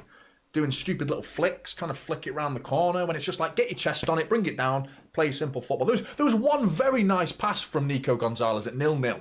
I remember that. It was very good. He took it on the half turn, pinged it right into Savinho. I was like, boom, nice and positive. Really good from that from Nico Gonzalez in that one moment. Since then, though, it's been about 4 or 5 really sloppy passes from him. I think Gundogan, very little. Cleared the ball nicely on the edge of the area, Real Madrid's area. When I talk about clearing of football, I'm talking about clearing it for Real Madrid. Other than that, there's been nothing to speak of. Vardiol's tried to come forward to no effect. Ruben Diaz, bit shit, to be honest, in terms of that first moment. And as soon as that goal goes in, it just felt like, here we go. Here we go. If we could have just got to like 20th minute, 0-0, and made them limit their chances and just controlled the game, and no stupid moments like that where you're just not concentrating and getting caught. A long ball over the top has got to be bread and butter for a centre-back like Ruben Diaz. You can't be getting done with a pass like that because it wasn't even that good. It was a lot of space, and the system might have to take a little bit of the blame in terms of the defence being so high up. He was watching it. He could have got there. I felt like he could have got there or done something different. He seemed to commit to heading it at that angle too early. I felt like he could have gone with his foot, if anything, and just like cleared it and got it up in the air or done something different. I don't know. It is, isn't it, at the minute? Anyone who wins it seems to have a bit of a stinker, don't they? And I agree, Sagney. The first 3 minutes, there was genuine positivity there. I thought the first 3 minutes, I was like, we looked all right. A bit strong. But gutted. Is it 2-2? I'll never write You'll Never Walk Alone. But I mean, part of me is thinking, yeah, can't have Arsenal winning the league. He is cracking, unfortunately. He is. You're hoping he's fit for Liverpool. I mean, if we go and beat Liverpool and us beating Liverpool means Arsenal win the league, I'm not sure how I feel about that. I will never, ever want Manchester City to lose a football match. So when we face Liverpool, it will be all out. Let's beat them. Beat them. You know? I would like to beat Liverpool. I don't care that it's like, even if it helps Arsenal, yeah, that's a pill that I will swallow when it comes, if I have to. I'm hoping Arsenal don't win the league through their own frailties, as much as Liverpool have shown a little bit of shite in recent weeks. You know, getting knocked out by Plymouth. I thought they were very lucky against Wolves. Very lucky. They were poor. If they play like that against us, and we play like we did against Newcastle, we will beat them. I'm telling you right now, we will beat Liverpool. Because they were poor against Wolves. They're struggling tonight, clearly, as well. But the thing is, Arsenal have problems. They've got so many players out, you know. Havertz is out, Saka's out. I'm sure there's others. Did you see Sterling's performance against Leicester? He was absolutely shocking. He was awful. One of the worst Sterling performances. And he's had some stinkers in a City shirt. He has. But he was absolute crap against Leicester. He was so poor. But yeah. Playing like this? No, but what if we play like we did against Arsenal? No, don't play like we did against Arsenal either. But play like we did against Newcastle, sorry. We play like that, and if Liverpool play like they did against Wolves, I think we'll beat them. I think we will. We're at home as well, and we seem to have a very different mentality when we're at home this season. We seem to be much stronger. Obviously, what was the game? It was obviously Real Madrid was the one game, but even that was 3-2. You're starting to look at that, and 3-2, the way this game's gone, turns out that it might not be that bad a result, 3-2 to Real Madrid, because at the minute we're getting pumped here. This could be 3 or 4, maybe even 5-0.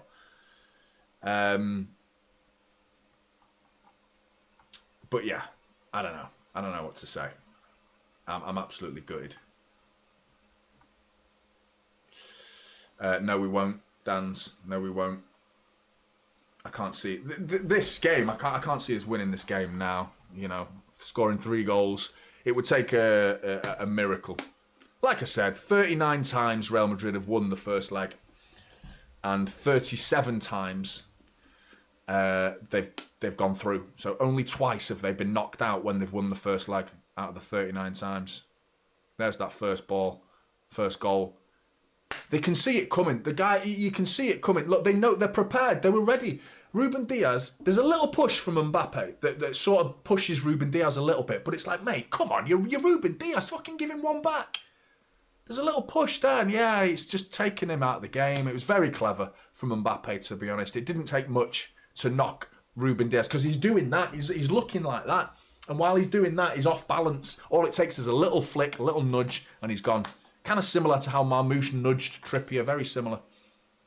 Anyway, I'm going for a pee, because I'm going to be needing it in the second half, no doubt. So enjoy talking to the chair. I'm sure it's got some better half-time analysis than me.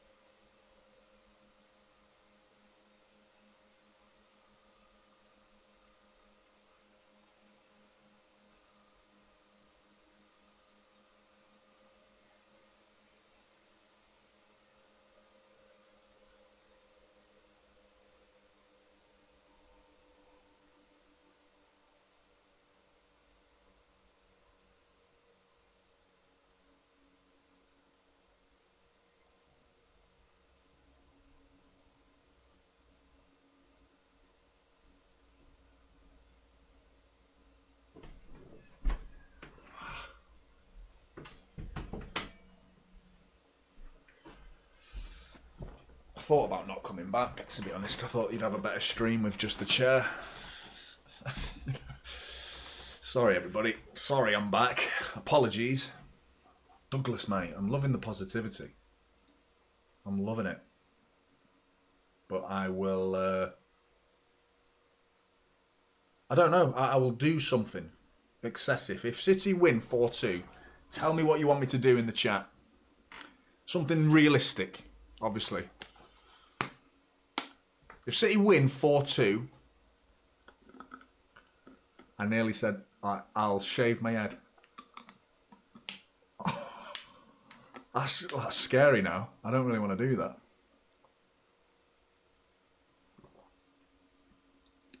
Eat an onion. Shave your balls on stream. Yeah. Shave your head bald. Shave your eyebrows. What did he say? Vinny, no! No, shoot! No, shoot!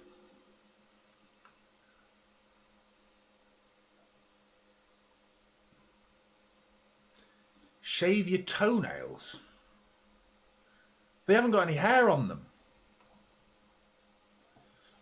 The nails, Douglas.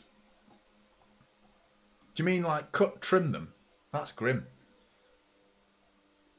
You know, when I was younger, when I was like 10, I was like a monkey. I used to bite my toenails. How grim's that? Why did I just tell people that? What did I possibly think I was going to achieve by relaying that bit of information to you? No one's achieved anything from that. It was the most pointless, shite bit of information you've ever received. I actually, I ended up with pink toenails because you know those, what are they called? Oh, I need to be quiet. I need to be, because my lad could end up hearing it actually.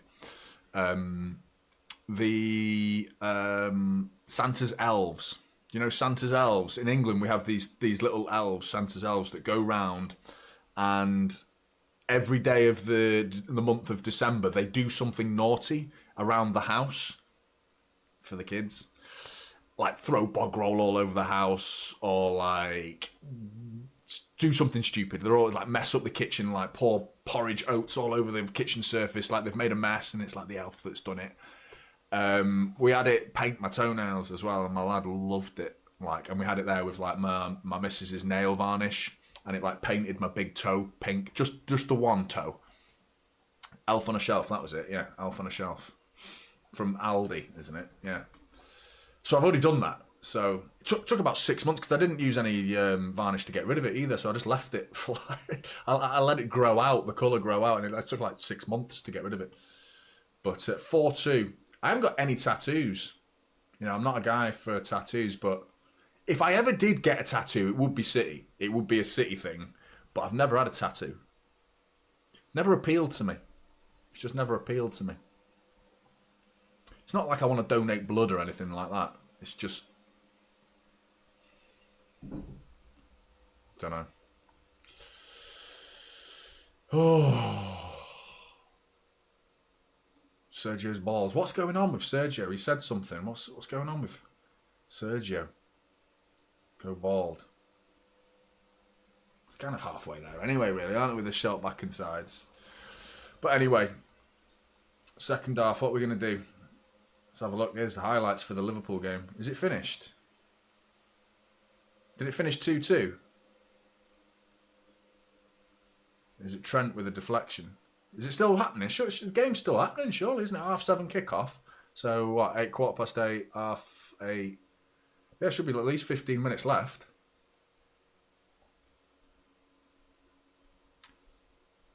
What? Aguero said before first leg. Oh, shit. Game's about to get underway. I'll sort that out in a minute. Oh, no. Wait. Proper fucked up there. Second half is... underway. Clock's working. He said what? Aguero said before the first leg that he's cut his balls off if City lose. Cut them off? What's up with him? I ain't shave him or something, but like, yeah.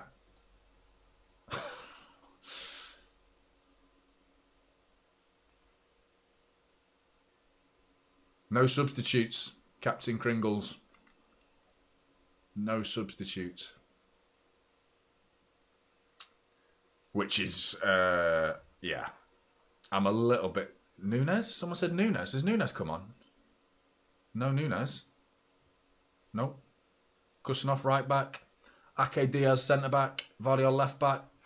Gonzalez giving it away already. What's happening there? What's happened to him? He went from an absolute worldie against Newcastle to really poor so far. He's every pass since the goal went in for first goal. It's been a disastrous midfield performance from him. But I thought Rodri struggled in his first season at City, and he had games like that, Rodri. I felt like Rodri had a really difficult season in his first season at City. And then there was moments in that season, the same season where he struggled, where it's like, whoa, where did that performance come from? Absolutely brilliant from Rodri. It was like superb. And then the next game, it was like, oh, that wasn't good. What happened there, mate? And then, after about a season, it was a rarity to see a bad performance from Rodri. And now, obviously, the Rodri we know now is just like impeccable. You know, just like perfect. And Gonzalez has just let the ball roll under his feet, and he's going to get booked. He's taking Vinicius Jr.'s pants off. Fucking hell, mate. I told you, lads. I told you. He's having a fucking stinker, man. He just couldn't control the ball. And then he just wrestles Vinicius Jr. and he tries to take his shorts off. He's refusing. I mean, I admire the guy that he's refusing to let him through like that, but it's through his own mistake that he's caused that situation where he's got to reveal the anus of Vinicius Jr. to the millions of people that are watching. Unbelievable, man. What's he doing there, man? Justin's not happy. If I can click on it. There we go.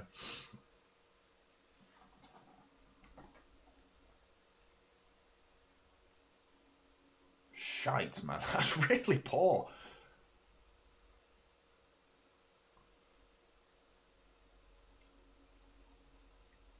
I loved how long it took as well. Oh my God, he's done it again. He just passed it to Ake. I mean, it's getting to the point where it's like, take him off. He's lost his head. Camera's zooming in on him as well. That's when you know you're in trouble, when even the cameraman's picked on you.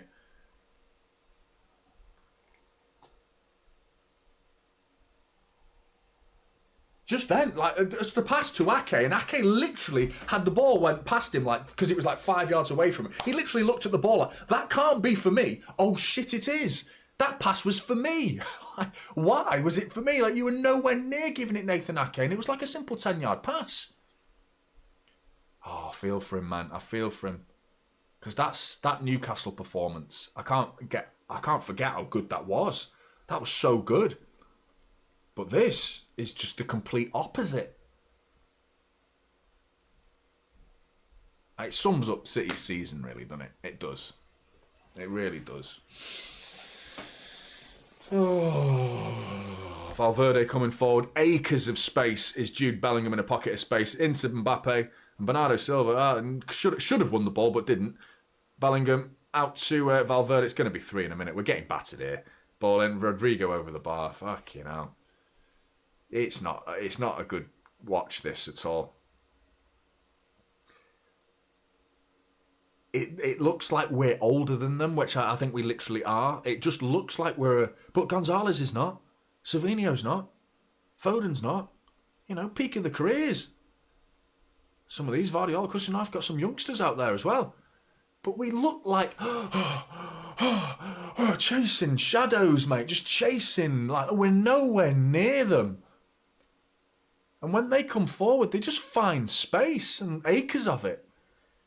But like I said, if we score, you never know. You never know. I mean, come on. The way the game's going, it's getting a bit silly. Ball given away. Foden, mate, we need to see a better attitude than that. It was a shit ball. I understand you, mate. You're annoyed, but don't be fucking standing there like, oh, what's the point? No, mate, crack on.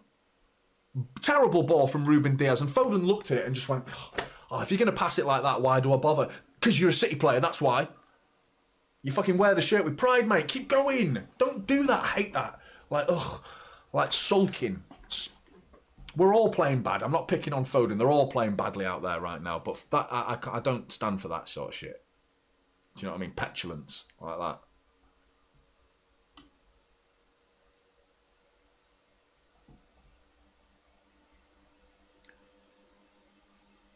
So Marmoush has gone in the middle.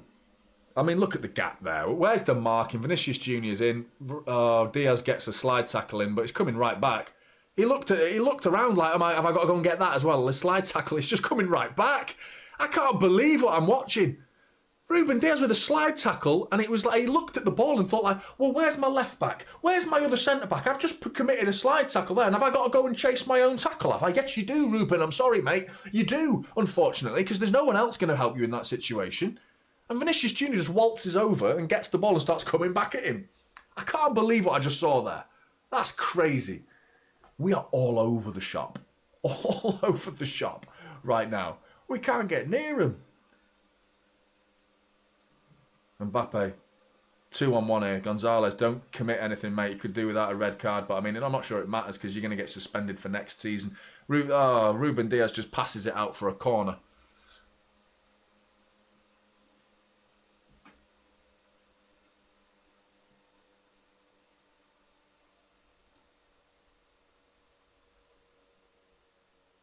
Not good, is it?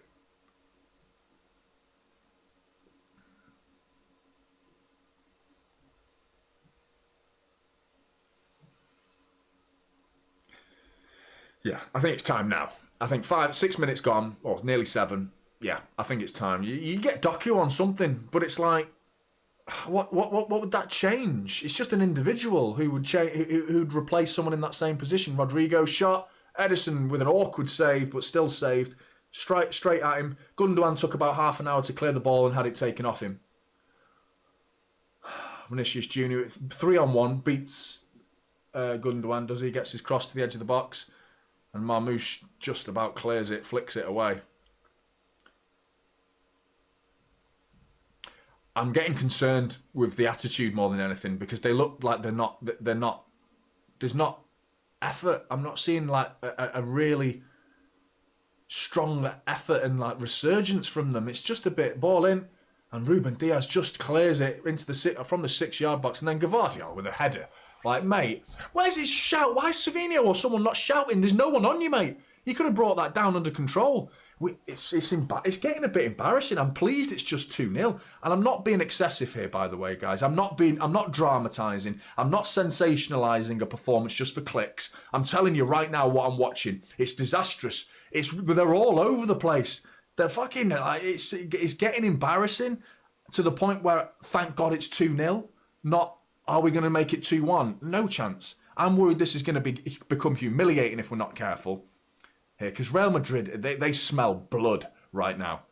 And we're bleeding badly at the minute. And it looks like we're not even bothering bandaging ourselves. You know, we're offered nothing. There's nothing changed. Foden with a heavy touch, mate. Oh, come on, lads. What are we doing? Who are you blaming for that one, Foden, mate?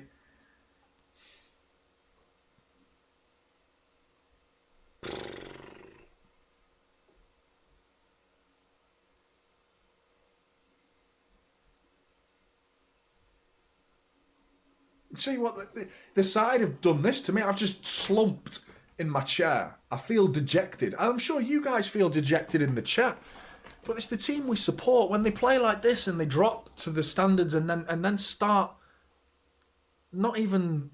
It doesn't even look like they're sprinting. Look then, Bernardo Silva. Foden, close down. Courtois. No, you're not bothering. No, fine, don't bother. You're not even sprinting. We're not even sprinting. It's jogging. Kusanov, mate, that's better. That's better. I mean, he just booted it up in the air, but that's better. It is better. He just booted the ball 50 yards straight up towards the moon. And that is better than what we've been playing so far.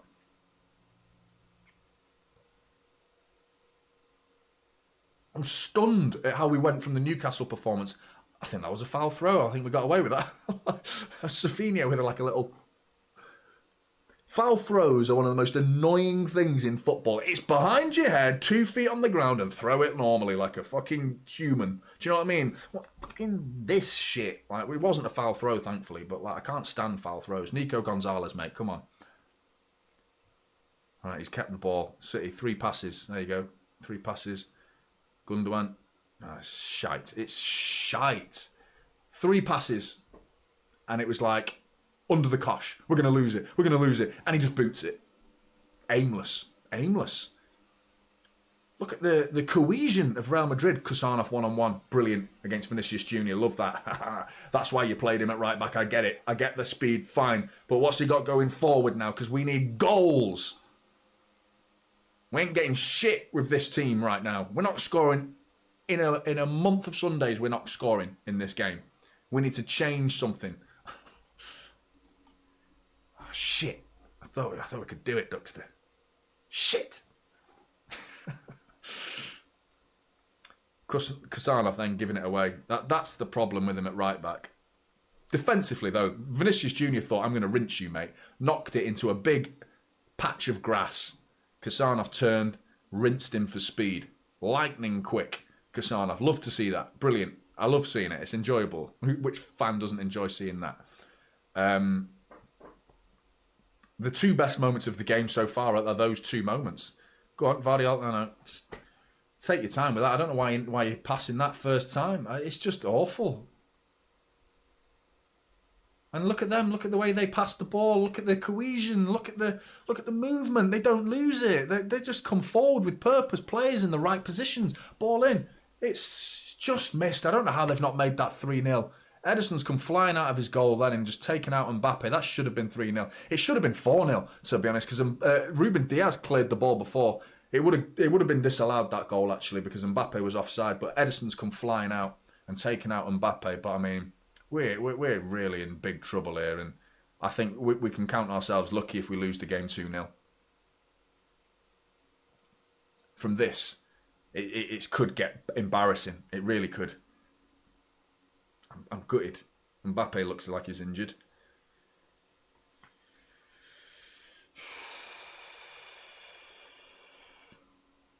They've got a proper, like, formal doctor coming on the pitch. Suited and booted. The Real Madrid doctor. No trainers, no tracksuit bottom. He's got a suit. He's got proper little shit flickers on as well.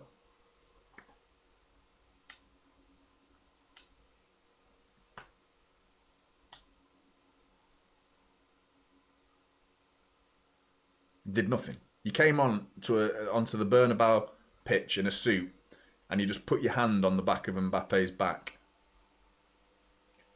That's all you've done as a doctor. You're not even carrying the bag, mate. The other physio guy's got the bag. What's this guy doing, man, in the suit?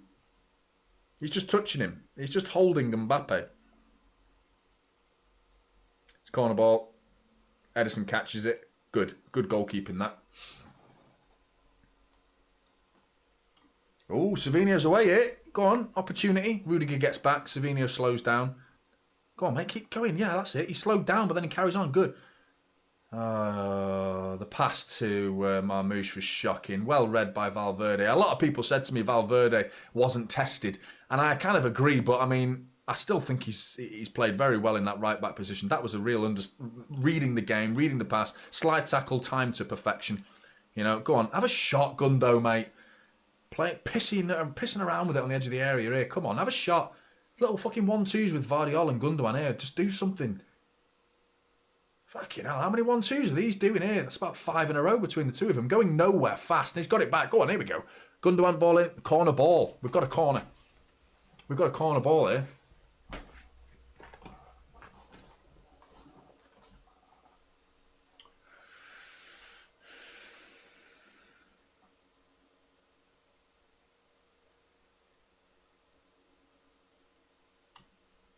He is ghosting, devious. He is.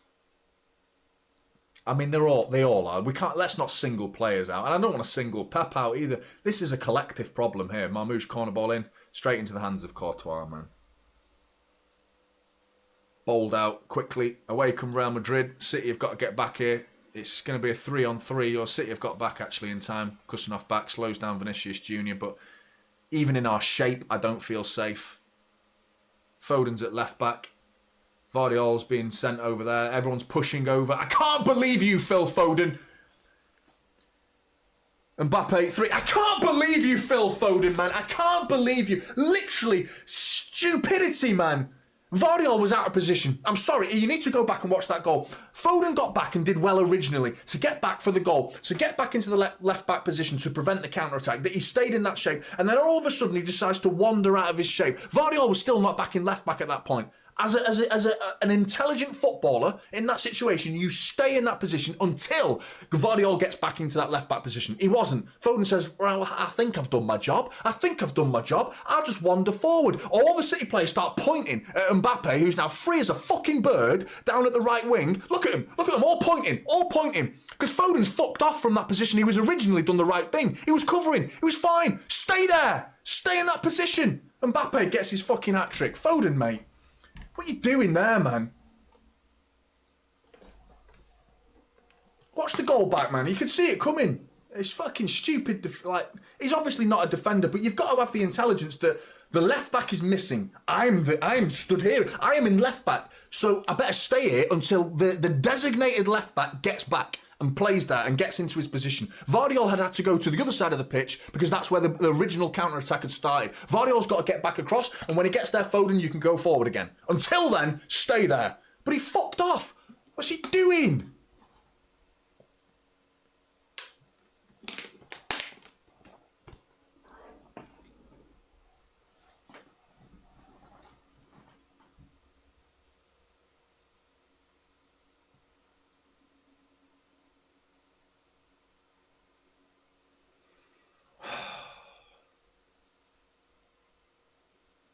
I knew we were getting knocked out. I think every City fan knew tonight we were getting knocked out. It's like I say every fucking time we lose, though. It's the manner. When we lose, it's so bad, isn't it? It's not like, oh, we played well and like that was good, and then we can talk about this. And when we're bad, we're really, really bad, aren't we, at the minute? Like, we just don't seem to be able to have any in-between performances. Well, I just wouldn't mind like a 6, 7 out of 10 performance where like, oh, maybe we drew. I was kind of thinking we might have a good performance and draw 2-2. That was my prediction. We're getting absolutely embarrassed.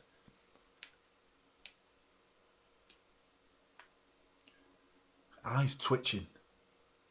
One shot. That was the same as 20 minutes. 20 minutes. Mbappe's having a chuckle. You know, he's having a laugh. Look at the way they move. Look at the Real Madrid movement. Look at them. Look at the body language. They're on the toes. They're springy. You know what I mean? They're bouncing around the pitch. Look at us. Fucking, oh, do we have to be here? Do we have to play? Oh, like fucking spoiled teenagers who don't know what they fucking got. Can't be fucking arsed. Don't even want to play, do you?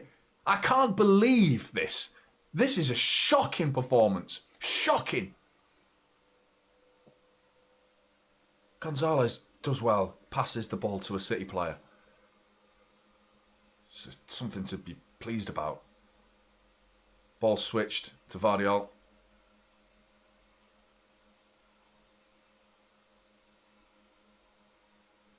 I mean, Pep, mate, at 2-0, I couldn't believe he's not made the substitutions, to be honest. It was clear as day there's something catastrophically going wrong in this game. Bernardo Silva, edge of the area is Gonzalez, lays it off to Kusanov. What are the options, people? You got Doku. It looks like Bernardo Silva's playing wide now on the right, so get him off. Get Doku on. Their attitudes are shit. I'm really pissed off with their attitudes because they just look like they know they've lost, but just play with pride. Even at 2-0, I think you all, you know, you knew you're out. But play with pride, mate. Sprint.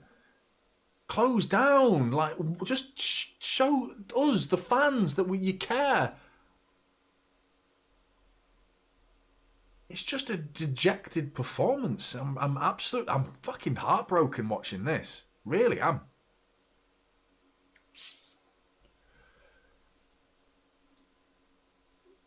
Gramsay, mate. My brain had that thought about a minute ago, and I felt mentally unwell when I thought it. I thought, what? I thought that. I thought, imagine. In my head, I was like, oh, just you never know. Imagine. And then I corrected myself and realised that I need to check myself into a mental hospital. And you do as well, mate. Thanks for the super chat. No, big up for the super chat, mate. Thank you. Fuck, man. Can't believe this. Was it William who sent a super chat at the start of the stream at 1-0? Like, you knew it was coming, but you can't help but still feeling disappointed. You're exactly right, but how much is that? We've trebled down on that feeling now, haven't we? Because I was feeling like that. I was feeling like, yeah, I kind of knew it was going to come, but you just can't help but Kusanov then just flew into a tackle. So far, man of the match for me, Kusanov. So far, he's done a fantastic job. The best of his ability and the best of a shit situation. He's tried to do what he can do. Steps in again, wins the ball. Kusanov, brilliant, and sends City away. Kusanov, fucking brilliant, mate. Brilliant, Kusanov. That Foden having a.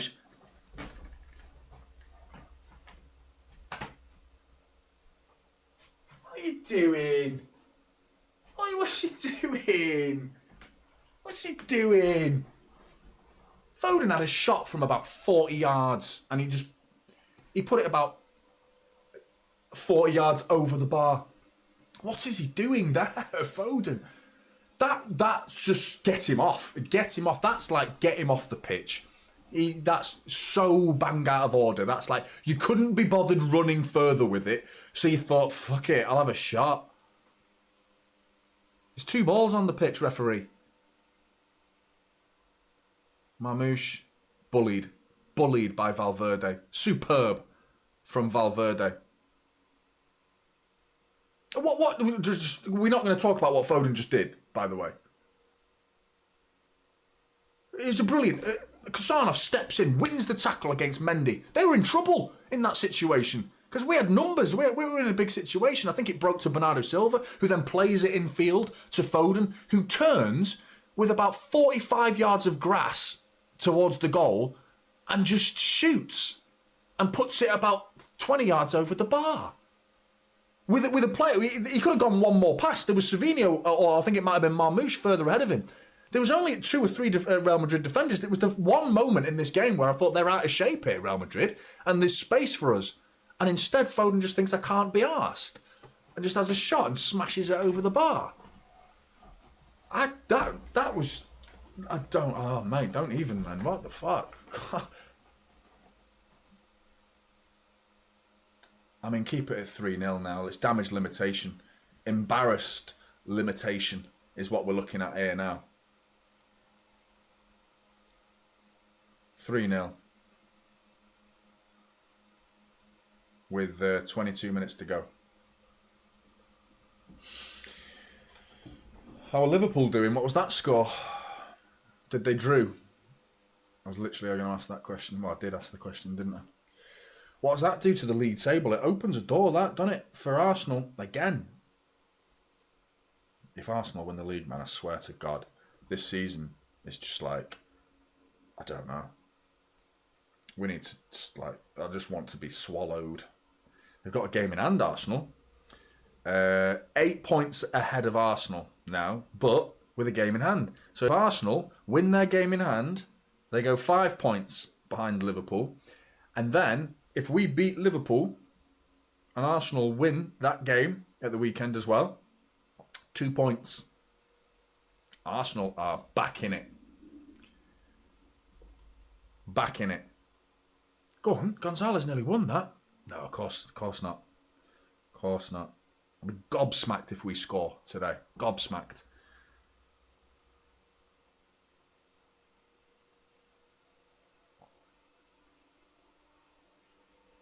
They're taking the piss out of us now. They're humiliating us, man.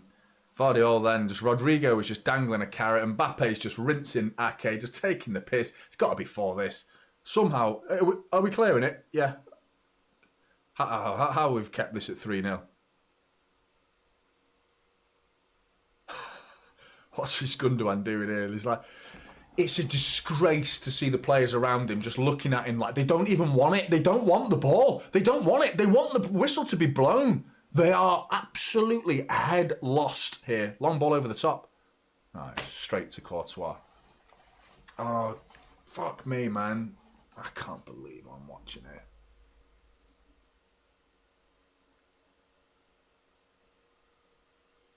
That's baffling. Distance covered. We've ran 79 kilometres. They've ran 77. Obviously, when you're chasing shadows and you don't have the ball, teams with possession tend to run less, don't they? But they've had like 350 passes. We had 320 passes. That's baffling. That doesn't feel like that at all, because every time it's the quality of their passes, the quality of their possession, the quality of their movement. Everything about them has just been infinitely better than what we've put onto that pitch today. We've been utterly outclassed. That's the best way to put it. It has felt like that, Martin. It really has felt very, very negative. In a game where you must win, I'm absolutely lost. It does feel like that as well, Clara. It feels like a bit of revenge for that second leg pumping that we gave them at the Etihad.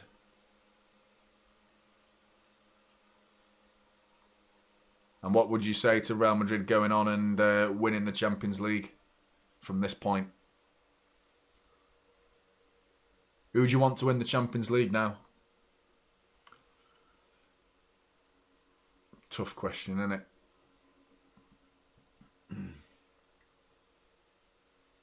I wouldn't have a problem with Bayern winning it. I'm not a big fan of the football club. What they did to us, they were very much involved with the 1-1-5. They kind of started it all with the Spiegler, and it was them involved. And Mbappe lets it run through his legs, gets it wrong, but it still ends up in the possession of Rodrigo. Even when they're shit, they're still taking the piss out of us. Gonzalez wins it. Bernardo Silva plays it out to Savinho. There's no one forward, mate. You're on your own. Foden's just waltzing forward. Philip waltzing forward, Foden. Gives it away, Foden.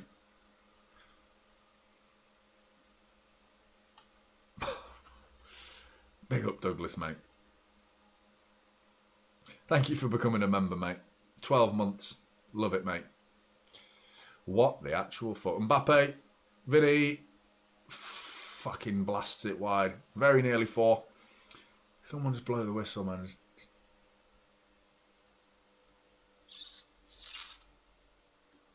Guys, make sure you're hitting that like button. Thanks for tuning in, everybody. Really appreciate the support on Typical City.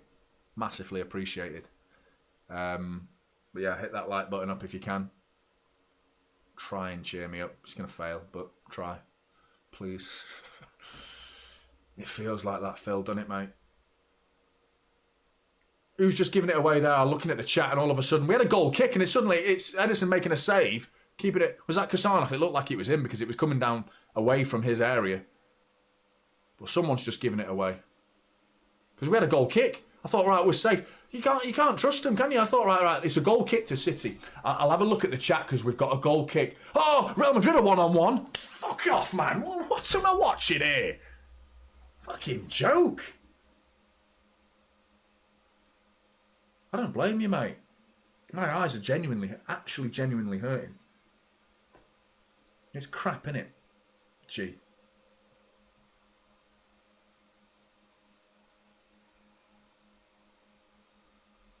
No, I don't think so, Jeff. I don't think so.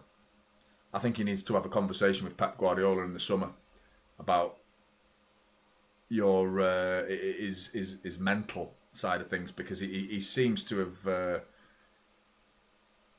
he seems to have a bit of an attitude at the minute. All season I've been a bit off with his attitude. There's been moments where he's no problem. His attitude's been great, but then there's been moments where it's just like there's been a lot of like arm throwing and Harry Enfield shit. Like, you know what I mean? Like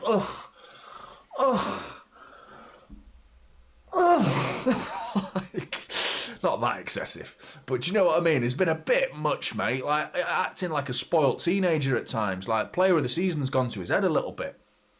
You know, he needs to be grounded. Ground him a little bit. You know, because there's an absolute player there. Don't get me wrong, but Marmoush there was just so predictable. But I've not been happy with Foden's consistency more than anything.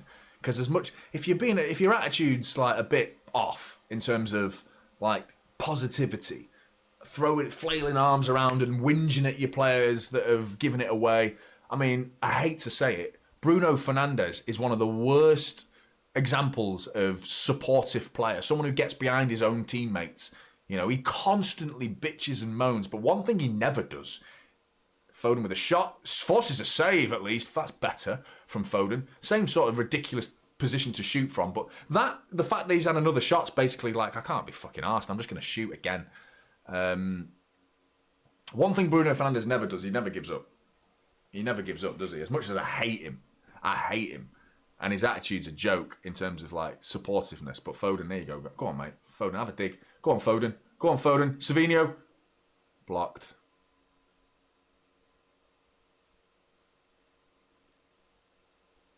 Kasanov then he wanted to hurt Bellingham then, I think. Ruben Diaz, ball up in the air. Gonzalez brings it down. 15 minutes to go, and the last 30 seconds, City have looked all right. 30 seconds of football. Bernardo Silva. Oh, shot over the bar. Over the bar. Over the bar.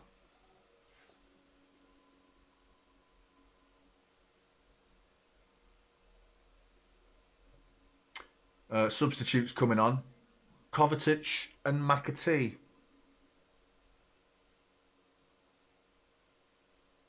I'm struggling with that one, Pat.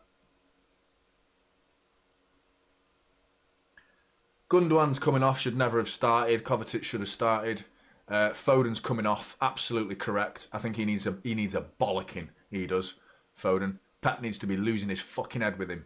And I'm quite happy for them to have a massive argument. And I'm sorry, there's only one winner, Phil. You're going to lose. You're going to lose that argument. And you're going to find yourself on the bench. Because the shots that he took at the end then, one on target, but the one before was a joke. The fact that he took the second shot, I don't care that it was on target. I don't care. That's just not the way we play.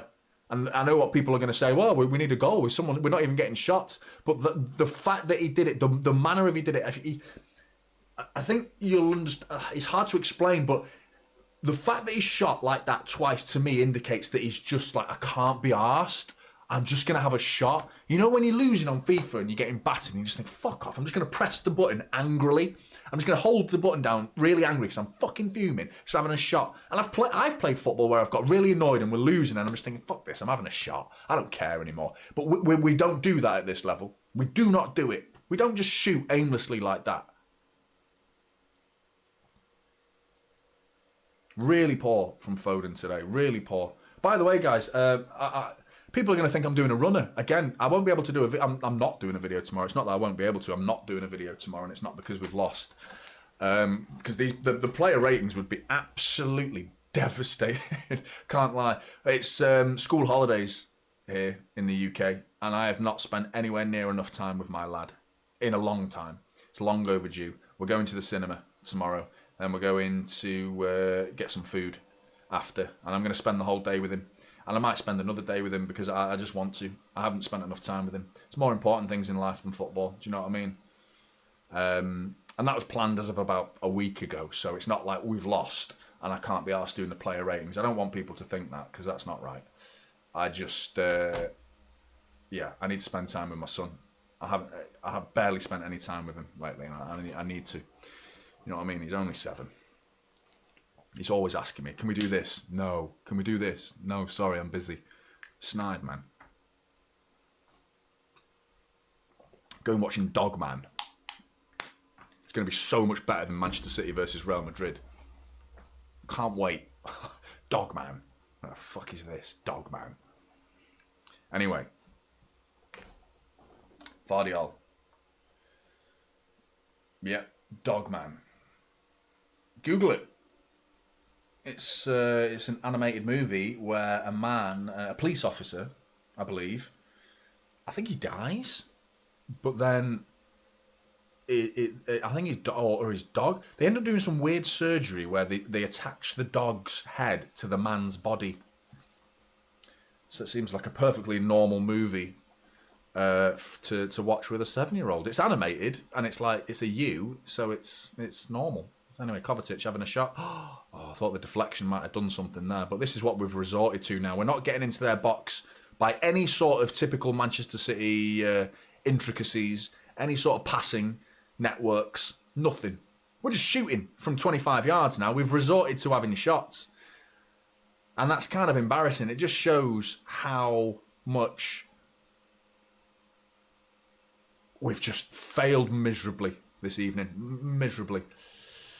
Big up to you, Jeff, mate. Thank you very much. And I'm going to need a lot more than that, mate, to afford the sweets in the cinema. But don't send any more, mate. You've sent enough money to me on this channel, mate. Fucking hell. I'm joking. But candy for the cinema with your lad, mate. Enjoy it, mate. The food, we're taking our own, but I appreciate it. We'll stop at Tesco on the way and get some sweets. Have you seen the prices at the cinema now for popcorn? Like a small popcorn like that big, it's like 12 quid. It's like ridiculous prices for popcorn and sweets. Absolute joke. So we're taking our own. And I'm not going to feel guilty about it. Nowadays, you would expect a policy to be like, nah, mate, you're not allowed to bring any food in. You have to buy it from there. I will kick off, man, if that happens. So I'm not in the mood for any of that crap. Thank you, Jeff. Your sweets are on the way as well, mate. I don't know how long they're going to take. But your sweets are on the way from the UK. I really enjoyed picking them out, mate. They're proper UK ones as well. I don't want to spoil any surprises for you, but there's definitely some... oh, here we go. We've given it away. Oh, I don't know how we got away with that. Gonzalez is really annoyed with someone there. I think he's annoyed with Kusanov, and I think he needs to rein it in a little bit there, Gonzalez. Because, what's going on here? Referee's doing something. Oh, Chouamani's going over to hand the... I think he's handing over the captain's armband. And taking his sweet time to get off. Take all the time, mate. I'm not bothered. Take all the time you want to get off that pitch because 3-0 is better than 4-0. And there's every chance this game could become 4-0. I'm serious. I'm not winding you up or trying to be exaggerating how bad we've been tonight. But this could easily have become 5 or 6. You know, this could have been really bad. It still could. It still could. That's what's worrying me. I'll take 3-0 now because it's like, you know what I mean? You don't get humiliated. The headlines won't be as bad. City are out. That's about it, really. 3-0, yeah, we by far just outclassed. But when you get 5 or 6, it gets really embarrassing, doesn't it? Arsenal have already put 5 past us. How many sides have put 4 past us this season? Spurs, Sporting, PSG, Arsenal done 5. Surely, is there any more? I don't know, this could be a 4. How good was the Newcastle Watchalong as well? Really enjoyed that. Obviously because we won. And I woke up thinking we're going to beat them today. And I bet there's a lot of City fans who woke up with a little bit of positive thinking. Great ball from Kovacic. Marmoush has had a stinker. He's had a stinker. Tried to play the ball to Vardiol and he had a stinker. McAtee's now lost his head. He's gone and kicked Camavinga. He's going to get booked for that, isn't he? He's just giving the ball away. But, I mean, you're wasting our own time, really. And, I mean, we kind of want it to be wasted at this point. No complaints from the Real Madrid players. McAtee ran over. They put the ball down. McAtee ran over and just kicked it away. That's normally a yellow card straight away. No Real Madrid complaints. Referee went, I don't blame you, McAtee, because it's like we're wasting their time because they could make it 4 here. Here comes Vinicius Jr., edge of the area, Jude Bellingham, over to Rodrigo. Poor finish from Rodrigo. Should have been 4. I hope so, Ardy, mate. I'm praying. Hank, mate. I love that. I saw that last week, I'm sure I saw. Big fan of Hank. Big fan of Breaking Bad. My favourite show ever, actually. Breaking Bad. Good turn, that, by McAtee. Really good. Good ball as well into Marmoush, but this is where the ball breaks down now because he's offered nothing today, Marmoush. He's gone from an absolutely unstoppable, scintillating hat-trick to just ghosting. Devious is exactly right. Foden's ghosted, but we don't... just because they're new, we don't... You know, we have to talk about it. Gonzalez has been really poor in midfield today. Really poor. And Marmoush has been really poor. 2 new signings. Kusanov's not. He's not been poor. I think he was caught out of position. Even then, I feel like it probably wasn't his fault. It was the domino effect, wasn't it? Because I think it started and the ball came across the right side. Ruben Diaz ended up out of position.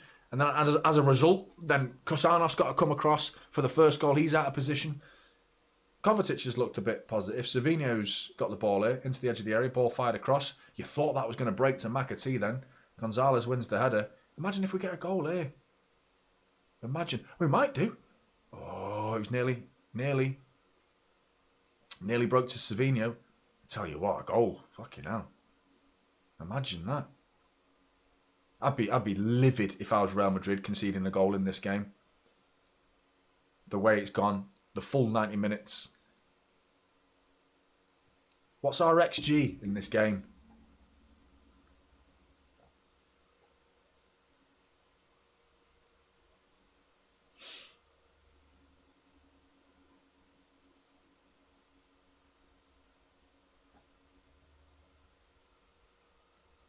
I think I just missed something. Probably not, but... Oh.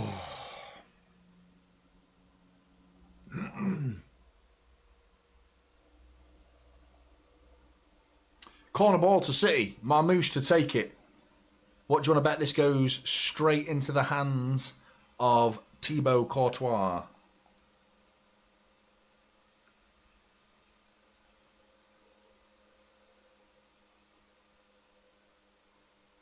Cleared by Rudiger. Edge of the area is McAtee. Kusanov, mate, go and get yourself a goal. Go on, Kusanov.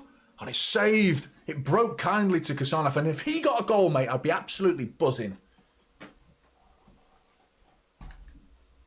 It's crazy, isn't it, man? Yeah. 3-0 down with 3 minutes to go. And we start doing a little bit of something. Fucking Nasri. What a random player to be blamed for tonight. I'm enjoying him, mate. I'm enjoying him. I love his attitude today. He's been a warrior amongst 10.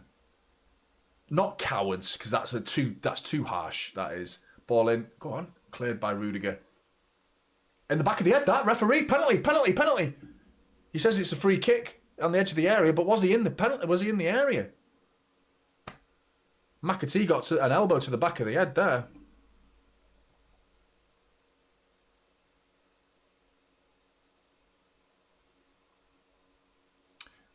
We've got an XG of 0.2.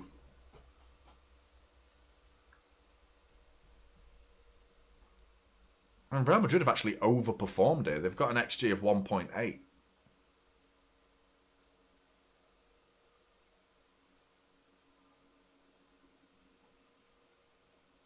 Which is surprising, because I felt like that would have been a lot higher than that. But anyway, I don't know. More bothered about how bad we've been than how... You do wonder, like, how good have Real Madrid been? Have we been so bad that we've made them look good? Marmoush with the free kick into the wall. Rudiger's going to hold his head now. Ball across the face of goal. Rudiger's gone down here. I don't know how the referee can blow because a player's been hit by a football. He's not in his face. I'm pretty sure it hit him in the chest. Man hit with ball in game contains a football. Stop the game.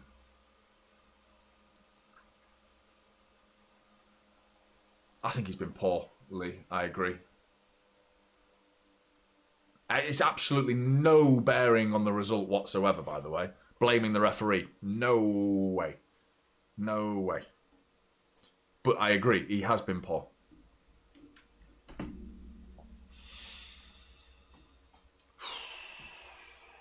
Valverde and Vinicius Jr. both coming off.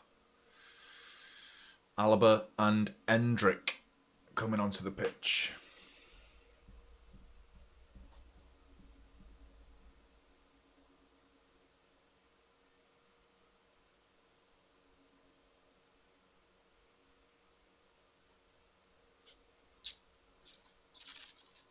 Guys, make sure you're hitting that like button if you've just tuned in. Totally free to do it. You know, ever since I became started doing YouTube stuff. Oh, they're pressing about with it. No, of course we didn't get the ball. We had a proper opportunity there. It was sloppy from Real Madrid. Sloppy again. McAtee's been lively, mate, since he's come. Get your shot away, Marmoush, mate. Camavinga, that's a free kick. Surely, referee. Sure, yeah. Yeah, since I started doing YouTube, I've started to like a lot of videos that I watch, because it's like, I never used to. I was that guy who just like watched videos and was like, I never liked videos before I started YouTube, and I've got to be honest, I'll hold my hands up, never did it. It was just a bit, I don't know, I just never did it. Now I do it, pretty much all the videos that I watch, and I genuinely feel like I got something from that video, I'll pop a like on it. Just because you know that it's important for the people who are making the videos.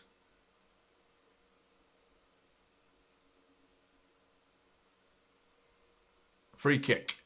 2 minutes of injury time. Can we make it 3-1? And make the aggregate scoreline 6-3. Marmoush. Oh, he's hit the bar! And Gonzalez on the rebound. Is he onside? It's 3-1. How have we fucking scored?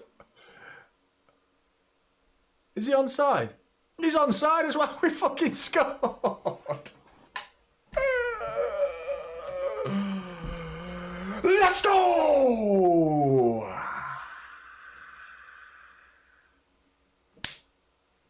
Can't believe we got a goal out of this game, man. Real Madrid must be fuming.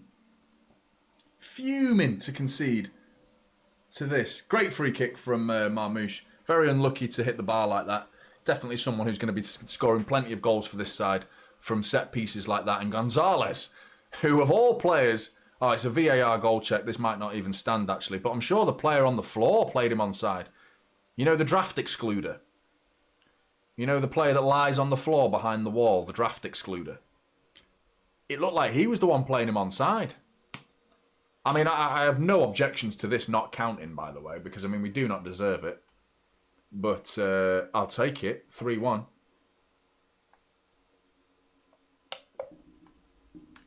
Absolutely, Adrian. Josh, mate, everyone missing the fact that VAR didn't even look at that foul in the area is a fucking disgrace. Sorry for the rant, Johnny, but wow. It's not a rant, mate. I no need to apologise for ranting on here at all, mate. Considering you make a good point as well, because I didn't even look at it either. I didn't even want them to look at it, but I was curious because I thought at the time it was on the edge of the area at least, potentially. But what are we doing here? Is it 3-1? We're still looking at goal. 3-1. Boom.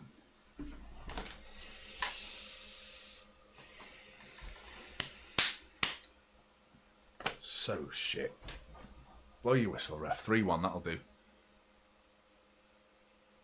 Imagine if it becomes 3-2. That'll kill me, man, if we get another goal. Hey, Nico Gonzalez, you've had an absolute stinker of a game, to be honest. But you've bagged yourself your first Manchester City goal. So, yeah, I'm pleased for him. Kusanov, I thought he's been our best player tonight. Quite comfortably, really. I don't think it was difficult, really. It only required one of them to try, and then you'd get man of the match. I mean, McAtee's actually put himself in the frame for his 5-minute substitute appearance. I think McAtee's done more than Phil Foden did in the entire game. And Kovacic has done well there. For some strange reason, like City are actually knocking the ball around and he's giving it away now, of course he has. There's the full-time whistle. Game over. Not surprised that we lost, but I am surprised at the way we played. I am very surprised. Because of the Newcastle game, really. That's a lot of where my, where my shock is coming from. Edison, mate, I'm not having this shit. Don't show it to me. Don't show it to me. I don't want to see any City player smiling right now. I don't want to see a City player smiling, having a chat with another Real Madrid player, having a chat like, yeah. You battered us, didn't you? We're shit, aren't we? Fucking, you should not be smiling. You should not be smiling walking off that pitch. You should be hanging your head with shame. You should be fucking fuming. What is that I just saw, man? It's a fucking little smirk, man. If this is where the game's going, this should be fucking fuming. Oh, let's all make sure you get Vinicius Junior's shirt. Yeah, make sure you get his shirt. You swap shirts. Get into the half-time. Swap your shirt, mate. Have your shirt, mate. I tell you what, there isn't a fucking single Real Madrid player that's going to want any of your shirts. Not one of them. I wouldn't want them. If I was a fucking Real Madrid player, no way. Big up to Pep Guardiola going over to applaud the City fans. Up in the heavens they are as well at the Bernabéu. It was a disgraceful performance. It really was. It's the attitudes in that second half that surprised me more than anything. They're showing me again with Rodrigo and Edison having a good chuckle. Savinho's got a face like thunder. He's not happy. Good. Fine. I'm happy with that. Good. I don't want to see anyone happy. Why would you be happy? Do you understand the image, what that gives off to us as the fans? Look at me, look at my face. I've had a face like a fucking smacked arse all game. I've been miserable. I've been so miserable watching this. And the people I want to cheer me up are walking off having a chuckle. Do you know what that makes me feel, man? It's like, what? Why? What are you doing, man? It's fucking killing me watching that, was.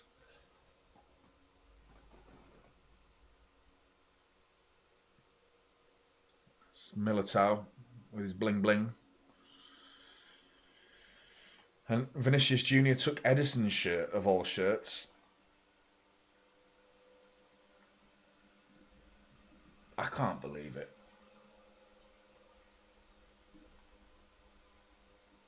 What did he do, Mad Hatter? What did Pep do wrong? There's elements of me that agree with you, but I'm just getting a bit fed up with Pep being singled out. You know, like, I don't think Pep should be getting singled out every game that we don't win. And no one says anything about him. When we beat Newcastle, no one says, well done, Pep.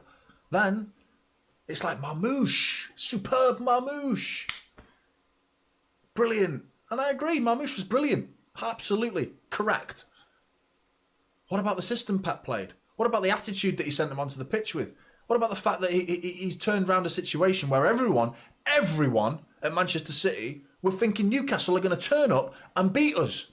And we spanked them 4-0. No one bothers congratulating Pep then. No one says a word. Well done, Pep, for sending out those players in that system that worked perfectly to the point where we didn't make it. Not only did we beat them 4-0, we barely made a mistake. We were virtually faultless in that game, which is something we've just not seen at all this season. So there's clearly something that's happened as a way of thinking that's been integrated into those players from Pep, but not a single word is said about it as a positive thing for Pep Guardiola. But the second we lose, and by the way, I agree. I think Pep has made mistakes today. It's got to work both ways, hasn't it? I'm just fed up with him being picked on. I'm like, because I swear to God, man, we're going to win it a lot next season. I'm telling you right now. He's going to come back, Pep, next season. And a lot of you might think, oh, wishful thinking. Yeah, that's just, it's easy to say it now. I'm telling you, we're going to win stuff next year. We might win stuff this year with an FA Cup. Still possible. Why not? But I genuinely believe we're going to come back and Pep Guardiola is going to be lauded by Manchester City fans once again as the man that he actually is. The man that he deserves to be credited as. The manager that he is. It's just an absolute sensation. And he's had a bad year off the field as well, which City fans probably shouldn't give a shit about, really, to be honest, because we all have things in our personal lives that cause us problems. You have no idea with the shit that's going on with me right now. Fucking, I can't even go into it. It's fucking mental. Absolutely mental. I'll talk to you about it another time. But, I mean, yeah, we all have shit going on. You know, no one cares. No one cares. No one gives a shit. Football fans in particular do not care about the personal lives, you know, of these football players. And, like, most of you don't care about who Kyle Walker's putting his knob in. You know what I mean? Can he keep his cock in his pants in a bar? You know, can Pep Guardiola keep his family intact? And is he happy in his personal family, things like that? No one actually cares that much. They care when we lose. That's when they care. That's when they bring it up. When we're winning, no one says shit. You know, no one cares.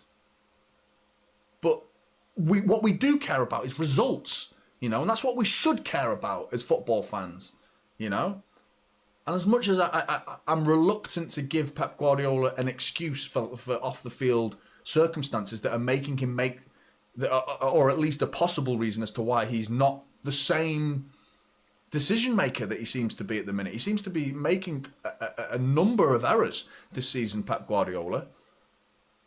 I still have every faith that the man will turn his life around, will turn his circumstances around, and will also turn around this football club.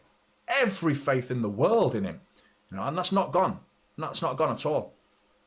And I think it will take more than another season of this for me to even start considering it.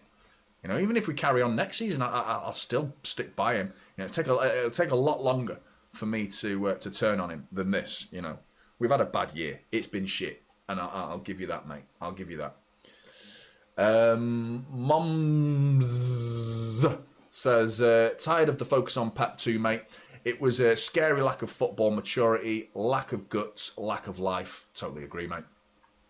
Yeah, totally agree. Yeah. Big up Captain Kringles. Sorry your birthday's been a bit shit with this result. I hope the rest of your day's been good. As you said, Johnny, it seems Pep didn't want to risk it with the subs at one point. Yeah, I don't know why he didn't make those substitutions earlier. I mean, McAtee and Kovacic genuinely came on and it looked better after that. It did. And I don't think that's more McAtee's a superstar, by the way. Let's not get carried away. And as much as I want McAtee to stay at City, I still don't think he's at the level we need him to be at to achieve the things we want to achieve. I don't think McAtee's the superstar answer, you know what I mean? If we sign Florian Wirtz, do you think McAtee's going to get more game time or less game time? Let's do the maths, you know? When Florian Wirtz signs, and if he signs, do you think Foden gets sold or McAtee gets sold? Who goes first? It's pretty obvious, isn't it? You know, McAtee's gone. He will be gone. If we do the business we're planning on doing, the rumours are we're going big in the summer. Big. And then McAtee will be gone. And I feel for him. And I would love for him to say, I don't want to go. Please don't sell me. I'm happy to stay and get 5 minutes here and 5 minutes there. And that's crazy from his isolated point of view. Crazy from him to do that, because he needs to go and get regular first team football. He ain't going to get it at City. I'm sorry, he ain't. And even though he comes on and we look better, I would argue that's more Foden was that bad tonight that bringing on McAtee was just it looked better straight away because it wasn't Foden. I thought Foden was shocking tonight, attitude in particular. And I saw it the moment Ruben Diaz gave him a bad pass. It was a bad pass, and Foden was right to feel annoyed about it. But the way he showcased it for the world to see, you know what I mean? Ruben Diaz, bad pass, mate. To go like that, and then just resort to walking around the pitch, and then you got the ball, and you're like, I can't be bothered passing it to Savinho, and I can't be bothered running with it, so I'm just going to shoot from 45 yards out and smack it over the bar. Pants. Rubbish. Out of the shadow, mate. Thanks for the super chat. It was 11 versus 12 tonight. I don't agree with the referee being brought into the reason why we lost. I agree with that he was poor, by the way. I definitely agree with you on that. That Pep Guardiola was, not Pep, Pep was poor as well. The referee was poor. It's not the reason why we lost tonight, though, the referee. No way. No way. But I agree, we were definitely... there was 2 moments in the first half that I felt like were definite clangers from the referee. Foden winning that ball and then getting smashed into his chest. Who was it? Was it Rodrigo or was it... I can't remember who it was. I can't remember who it was, but someone went into Foden. He won the ball and it was definite foul. How the referee didn't see that was crazy. And then about 5 minutes later, Vardiol wins the ball off Rodrigo in a really promising situation. I think it was only 1-0 at that point as well. But let's be fair about it. I don't think, even if we'd gone on and scored and made it 1-1 in that situation, yeah, maybe, you never know. But the whole game, from start to finish, refereeing decisions or no refereeing decisions, there wasn't any like catastrophic moments from the referee. Maybe look at that one again on the edge of the area where McAtee gets it in the back of the head, but we scored from it anyway, so do you know what I mean? I don't think we can complain about it that much because we ended up scoring anyway. Was that the free kick? Was that the same free kick? I think it was, because we ended up scoring from the free kick anyway on the rebound, so I'm not sure we can get too arsey about it, really. Josh, how can we turn on him when he's got us where we are? I don't know how that question has to even be asked. I absolutely agree with you, Josh. I don't understand myself. I completely agree. It baffles me. It baffles me beyond belief how we can actually turn on him. You know?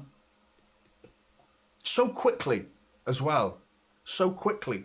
It's not like this has been going on for years, you know? I hate to say it.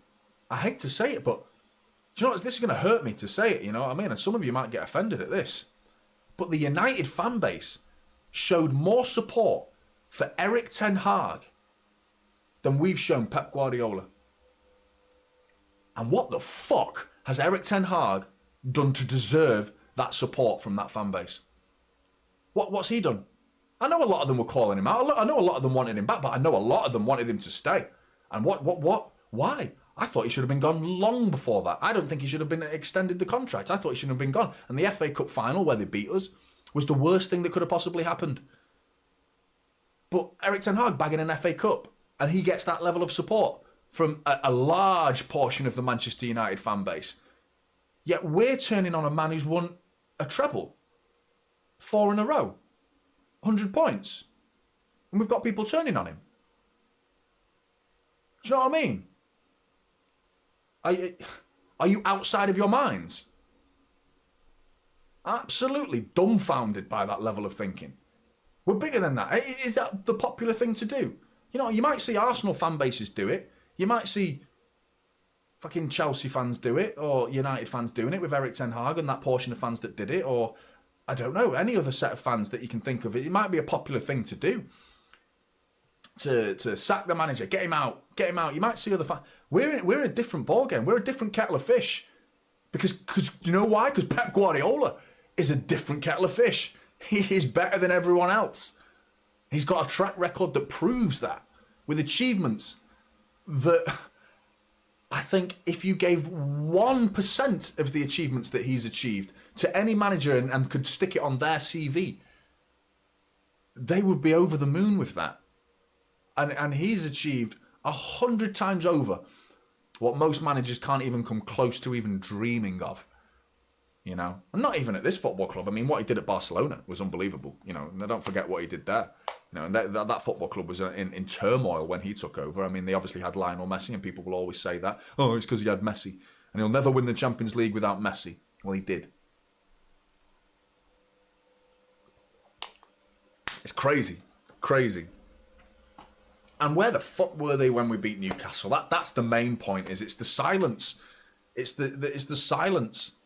And I swear to God, I'm talking to such a minority. I know full well that I think I'm talking to 5%. And by the way, Mad Hatter, by the way, is not someone who is a Pep out. And he's a regular on this channel. And he's questioned Pep. He's not calling for his head. He's questioned him, by the way. And I know, and I speak to the Mad Hatter a lot, and I see his comments a lot, and he's a regular on here, and he's a regular on a lot of the City channels. And he's the comment that I went on my rant about. And I know full well he's just questioning him. He's not calling for his head. But there are people out there that are genuinely calling for his head, and it's absolutely mind-boggling. There will be goals. And you were right. Absolutely. There will be goals, and there was goals tonight. Best club in the world. We move on. Pep is City. That statement bothers me more than anything, and I agree. Oh yeah, 109 minutes, fucking hell. I do it every time, don't I? It's like a little signature. It's how I end my streams now. Just let the clock roll. You're right, and I hate the fact that you're right. Pep is City. That bothers me more than anything, because that worries me about what happens when Pep's not at City. Because if Pep is City, kind of like Fergie is United, what happens when the man himself goes? You know? The people who wanted, and there was a large portion of people who wanted Kyle Walker out compared to the portion of Manchester City fans that wanted Walker out versus that wanted Pep out, much bigger, different ratio. The ratio is like, I would say 50-50 for Walker. I'm talking like 95 to 5% who want Pep out, or even contemplating wanting Pep out. Still though, I would like to ask those 50% that wanted Walker out, would you have had him back tonight? Kusanov did really well, but would you have had him back in certain moments this season where we're missing a right back right now? Would you not like to have seen out the season with Walker, seeing as we didn't get Cambiasso, seeing as we weren't able to get that deal done in time, even though we did very well in the January, we weren't able to get that deal done. I would like to have seen Walker, to be honest, in certain moments of the season where our right back situation looks to be really suffering and is going to continue being a weak spot for City throughout the rest of this season.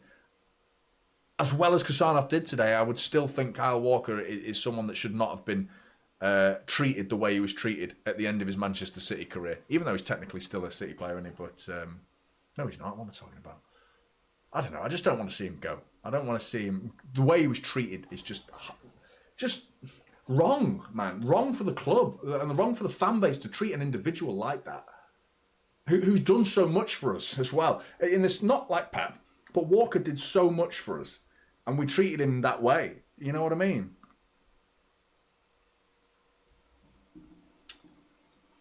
I hate this Pep out, Foden out, City versus Madrid, City bigger than Madrid. And I disagree with you, mate, on the Foden out bit. I don't want to see Foden out. I think Foden's poor today, but I don't want to see Foden out either. I think he needs to have a rocket up his backside. I think he needs to have a conversation with Pep. I think he needs to speak to him and say, where's your head been this season? You know, because you've been so inconsistent. The start of the season for Foden was shocking, really poor, to the point where he was just like not playing. He was constantly sick, wasn't he? It made me wonder how sick he actually was. And I mean, if he was, he was. I saw someone say like, oh, he's in the middle of a house move. I'm in the middle of a fucking house move, mate. It doesn't mean you need to like stop doing things and just completely down tools. But I mean, a football player in the middle of a house move, mate, they do nothing. They pay for everyone to move all their things. They pay for someone to find the house. You know what I mean? That's not a thing for a footballer to worry about.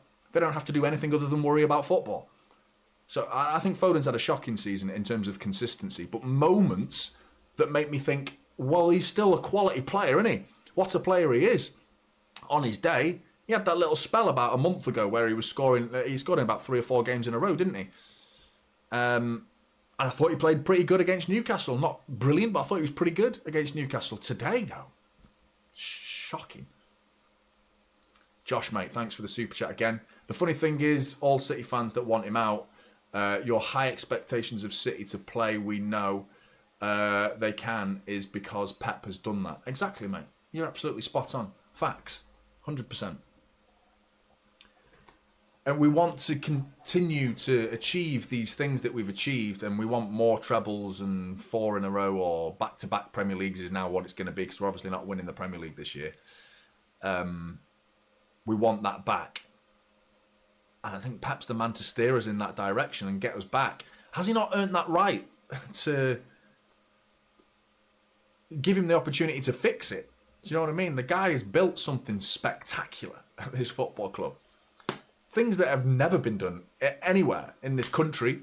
You know, only Real Madrid have achieved things that Manchester City have achieved, like what they've done domestically.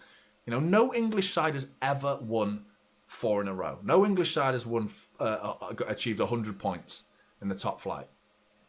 It's never been done. So someone else can do it, can they? Just get someone else and they'll do it as well. Why? Who? Who's going to do it? That's the thing. I swear to God, I haven't heard anyone say that they've actually given a name. Anyone who says Pep out, it's just Pep out. And then what? Who's replacing him? For who? You know, I was floating the idea in the Watchalong for the inevitable departure of Pep Guardiola when he says I'm off and I'm now moving away from the football club. Maybe when his contract runs out. Maybe in the 2 years that he's extended, or he might extend again on top of that. But when that time comes, I'm floating the idea for Ancelotti. You know? Because, I mean, he's not going to be at Real Madrid forever. He's getting a bit on the old side, isn't he? But I don't think that matters too much as a manager. I think he's the perfect person, the perfect candidate to steady the ship. Because if you look at the way the 2 football clubs in particular, they've set a perfect example. Manchester United and Arsenal have set a perfect example of how not to handle the departure of a key figure like Arsene Wenger and Alex Ferguson. And Arsenal did it better than United. They did a much better job in what they did. And even so, it still wasn't great, was it? I mean, who did they bring in? Well, Freddie Ljungberg ended up their manager at one point, I'm pretty sure. That's not good. Do you know what I mean? That's not good. But you know, they ended up eventually getting closer and closer. And Mikel Arteta, while he's not won them anything significant in terms of a Premier League, he got them an FA Cup. It's not like where United are. You know what I mean? Since Fergie, they've been like clambering, and they still managed to bag trophies, didn't they? Even with like Van Gaal and Eric Ten Hag and Mourinho bagging a trophy, and you know, so they went through managers, but it just became a conveyor belt system. Is that what we're going to do? So I would argue that Ancelotti would be a great manager to follow in after Pep and just keep the success high, keep the feeling positive, because it's going to be a decline. I think most City fans that have got their heads screwed on are going to be depressed when Pep goes. And I'm convinced he's going to go on a high as well. He's going to go when we've done great things. He's going to achieve something fantastic. One more round of spectacular achievements for Pep Guardiola, and then he'll be off. And then we'll all be like, please don't go, please don't go. I will be absolutely devastated when the time comes. And I think Ancelotti would be a good manager to just keep it steady. You know, the players would respect him. He's got a fantastic ego that's just like not too high, and he's a very grounded man, isn't he? He seems like a very mature, calming man that would be a brilliant man to follow. Pep Guardiola for me. John, big up, mate. Thank you very much for the supportive super chat. Really appreciate that, mate. Thank you, mate. There was another one as well. Out of the shadow, mate. Thank you again for the super chat. Not what I meant. I hate people want him out. Who? I remember you said Foden out, but you want Pep to stay. I agree with Pep staying, mate, 100%. I just don't think we should. I don't think we should be saying anyone out really now. Only really legitimately is Gundogan, and it's not like get them out, because if we've got to be careful how we speak about these players, man. These are legends of the football club, and while they're doing poor at the minute, I think Kevin De Bruyne has not been at the heights. Bernardo Silva, Gundogan, obviously. I mean, Walker set the example of how not to treat a player that doesn't deserve to be treated like that. I think he got so badly treated on Twitter with all the shit that came out. With you're talking one guy, some dickhead thought it'd be funny to put him in some sort of terrorist fucking outfit. Like that. That's disgusting, mate. Absolutely disgusting treatment. Dickhead. Right? Yeah. One guy's done that, okay? People leapt on it, made it a thing. Let's send that viral. Well played, you twats. Do you know what I mean? And then the guy's probably seen it, because Kyle Walker's pretty active on social media, isn't he? He will have seen it. He'll have seen it and gone, right, fuck it, I'm off. Don't blame him. Really. Don't blame him. He's been poor, Kyle Walker. This isn't a defence of Kyle Walker, the player. It's a defence of the man. The fact that he's been treated like this, even though he puts his knob in people that he probably shouldn't. He's not the greatest family guy. Whatever. Who gives a shit? It's not our business, and why should it be? We care about the football, you know. But to treat a guy who's done so much for the club the way we've been treated, that's an example that's been set there. Okay, we should learn from that and how not to do that again. You know, as a fan base, we really shouldn't be treating people like that. Just full stop. It doesn't even have to be, oh, he's a City player. Just full stop. Don't do it. Like, doesn't just because he's a football player, like, oh, he shouldn't be treated like that. No, humans shouldn't be treated like that. We're going on to a different subject here, aren't we? Just the way the world's ran is bothersome at times, isn't it? But I mean, in terms of the way Kyle Walker was treated, poor. You know, and yeah, there should be other players that should be respected on their way out. Gundogan, De Bruyne, Bernardo Silva. They're having bad seasons, and it's going to be a shame for their season to end this way, their careers to end this way, and it's going to be a bit of a sour feeling to say goodbye to them. But I can't wait for the day City do some brilliant announcement to announce their departure. A goodbye interview. It'll be a lovely video showcasing all the amazing moments that those players have achieved, things at this football club. A video that I will be watching immediately, and I'll look forward to it. And saying goodbye in a proper way. I hope the home fans at the Etihad, and I'm sure they'll show the respect to all the players when they say their goodbyes at the end of the season. If they are going to go, of course, you just want everyone to do it. And I'm asking a lot, you know, because there's not many people. There's always the minority, isn't there? Which is a shame. Alaric, mate, thanks very much for becoming a typical City supporter, mate. Really appreciate that.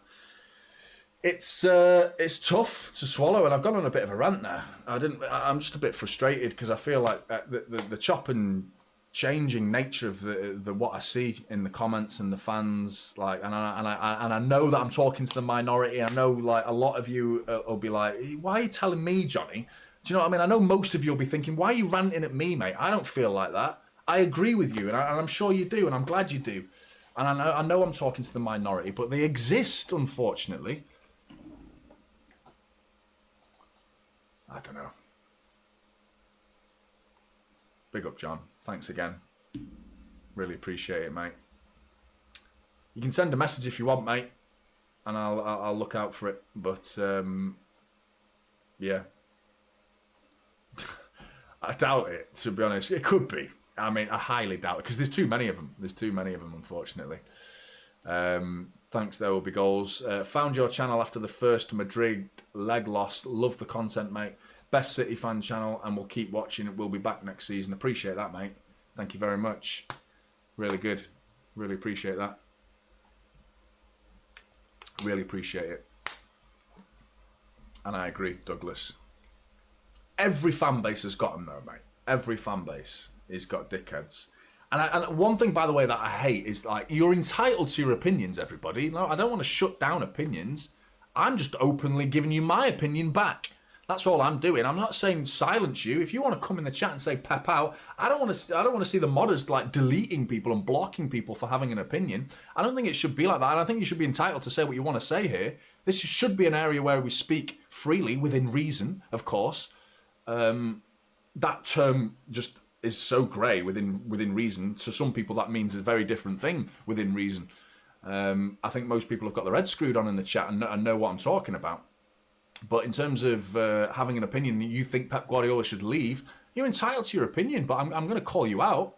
I'm definitely going to call you out, and I'm not afraid to do that. I'll definitely talk about it, and I'll definitely shut you down in terms of, you know, giving you my opinion back and saying you're talking shit. You know, this is, we're all entitled to the opinions, but yeah, it's yeah. I'm pleased. He did really well tonight, and that in itself is scary. It's the fact that the most immature, youngest, inexperienced player on the pitch tonight for Manchester City was our best player by a long way. Fucking brilliant. I'm buzzing for him because he's gone from making a very big error against Chelsea to showing the size of balls that I'm over the moon with. Thank God he's shown that mental capacity and the cojones to come back from that debut against Chelsea.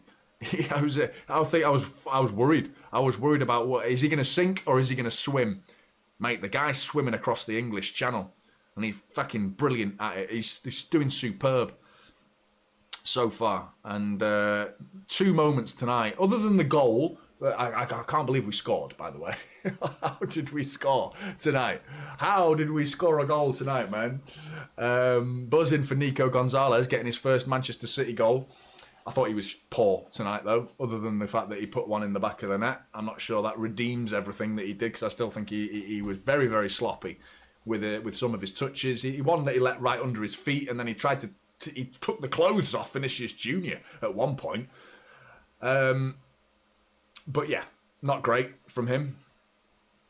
But Husanov, not sure how to say it correctly, mate. And if you're from Uzbekistan, I'm sure I've pronounced it wrong. But yeah, I thought he was brilliant today. And yeah, maybe the only player to be pleased with. I'm not sure I can have a go. I mean, Ederson was caught out of position a little bit for the first goal.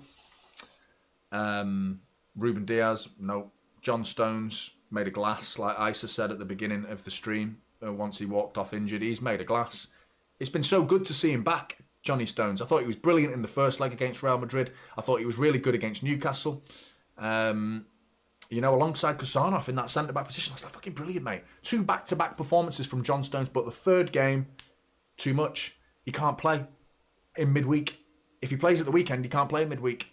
And if he did do it the previous weekend, then don't do it again in the next week. He can't do it. He's just made a glass, isn't he? You're absolutely right, Isa.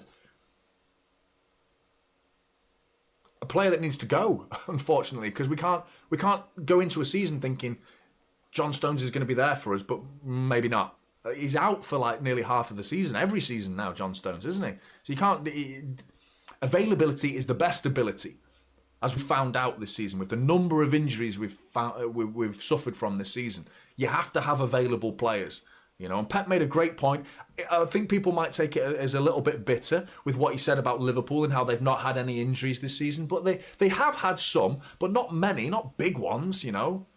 And if you lose Rodri for the season, it does this to you, you know. And then your back line has just been so unfortunate. All season we've been picking up injuries. And the one player that never seemed to pick up an injury and has had to carry the burden of other players' injuries has been Akanji all season. He's been the fittest, and Gvardiol, he's been fit pretty much majority of the season. Touch wood, he stays that way.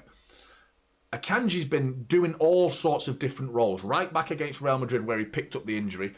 centre back, left centre back. He's gone into midfield on occasions. Akanji. Eventually, too much. It cracked. Eventually the elastic band will snap. Eventually, if you pull it too far, and we've pulled it too far with him, and he's gone. 10 weeks. So yeah, it's just circumstances that have just gone against us so badly this season. Poor decision making from the club in the summer to go with these players and see if we could go one more round with them. They were battered, they were bruised, won 4 in a row. I think the club will learn from this. I think the next phase of success, when City go on some sort of spree, and we'll go on another spree where we start to win things on the regular again, and we'll come back, we'll spend a good amount of money, like other clubs do, by the way. This isn't all City buying their way out of trouble again. Like, what, we're not allowed to buy players? We've earned the right to buy players because we've won so many trophies and earned the revenue as a result. So now we're spending and reaping our rewards as a result of that. And we're going to go and do that in summer when we sign big players. Hopefully Florian Wirtz is one of them. For me, I think that should be our number one target. Branthwaite, we need another centre-back on top of Branthwaite for me. I think we could be looking at maybe another goalkeeper. There's going to be 200 to 300 million spent in the summer, almost certainly. Cambiasso, right-back, 100%. We arguably need 2 right-backs. For me, we need to bring in another youngster, potentially, and see if we can bring someone through. I don't know. But yeah, we need lots of players, really. We need more. And that new crop of players will phase out the aging players. And with those crop of players, they will go through a spell of success to the point where they starting their paths as 24-year-olds and 25-year-olds like Marmoush. And in 4 years' time, we'll be talking about Marmoush and what a sensational servant he's been. But he's now 30, and we need to start thinking about phasing him out. And the club needs to learn from this moment right now and do not go the extra mile with them, because it's too much of a risk. If you can smell that we're on the decline even a little bit, you've got to be cutthroat. You've got to be ruthless, Standing still is going backwards in this game, and you cannot rest on your laurels. You cannot show sentimentality towards even the most legendary players like Kevin De Bruyne. I'm sorry. It's just not the way football works. Eventually, you get phased out. Football is a fast-moving sport where players come and players go. The club will always be here, though. We as fans will always be here. That's the 2 main continuances that will always continue through football. The players, they'll always come and go. And we have to learn and live with that and accept that players go. As much as we want to build them statues because they've been legends and build them plaques and do whatever sort of recognition that we want to show them around the ground and applaud their work at the football club, and they deserve it, you risk this situation if you go too far with it. And we've done that. And I don't think the club will make that mistake again. I think they'll have learned from this and go, right, absolutely cannot make that mistake again. And I hope Pep oversees this next crop of players and this next batch of players and success spell that I think is not inevitable, because there's no inevitabilities in football, but I think there's a large chance City will come back strong. Maybe not as strong with trebles and 4 in a row, but we'll be winning titles in the next year or 2. We'll be getting to Champions League latter stages. We'll be bagging FA Cups. We'll be winning silverware again sooner rather than later. I promise you that. Absolutely guaranteed. It's just the amount, will we be able to get those records that we've achieved, because it's never been done in this country before. So for it to break our own records would be very, very difficult. There's a reason no one's got 100 points before. There's a reason no one won 4 in a row. Because it's so difficult. That's the reason why. That's what Pep said, didn't he? That's the reason why. That's what he said. He was exactly right.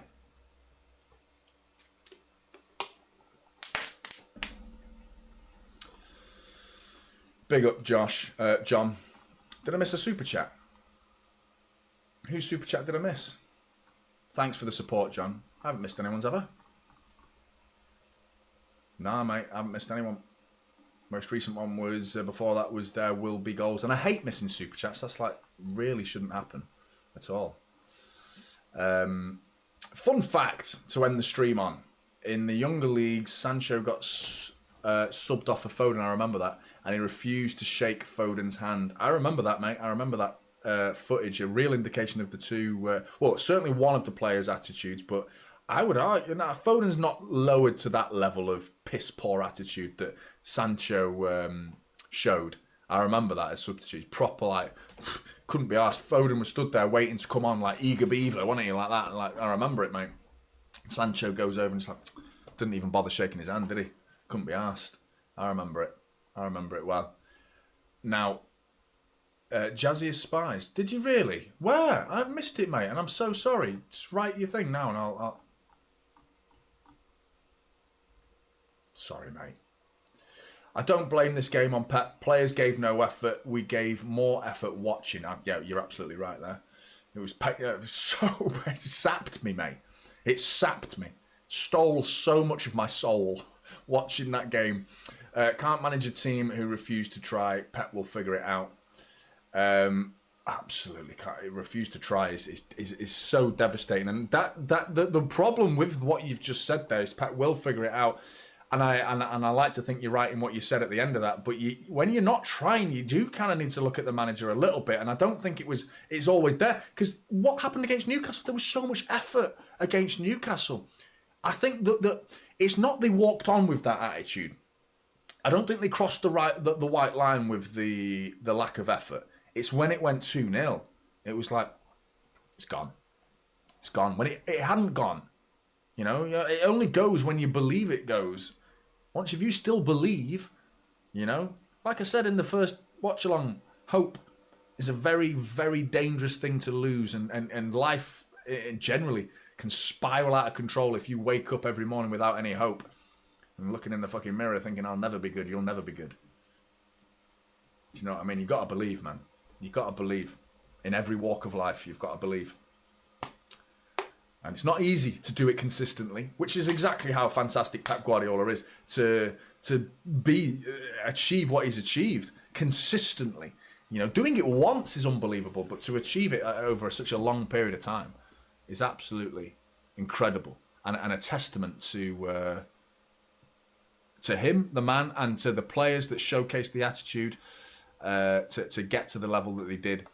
And this season just seems to be one season too far for too many of them, and they need time away from the sport. I think we need to go away, and that's what bothers me. And I said it. I can't remember what video I said it in, but I said it recently. That worries me is the FIFA Club World Cup, the timing of it, because I think they all need to go away and just have a holiday, just do nothing. 2 weeks, 3 weeks, time off.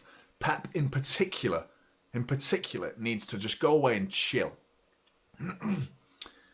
And he's not going to get that luxury. He's gonna get a few days, then bang, FIFA Club World Cup, and then a few days before the Premier League, and barely even that. And it's like there's no time for these players to unwind, and almost like you just put that bookend between last season and next season. Do you know what I mean? Have that time to split the two seasons up. They're almost merging. And that's not good. I don't think that's good. So it's going to affect the start of next season and how we handle that.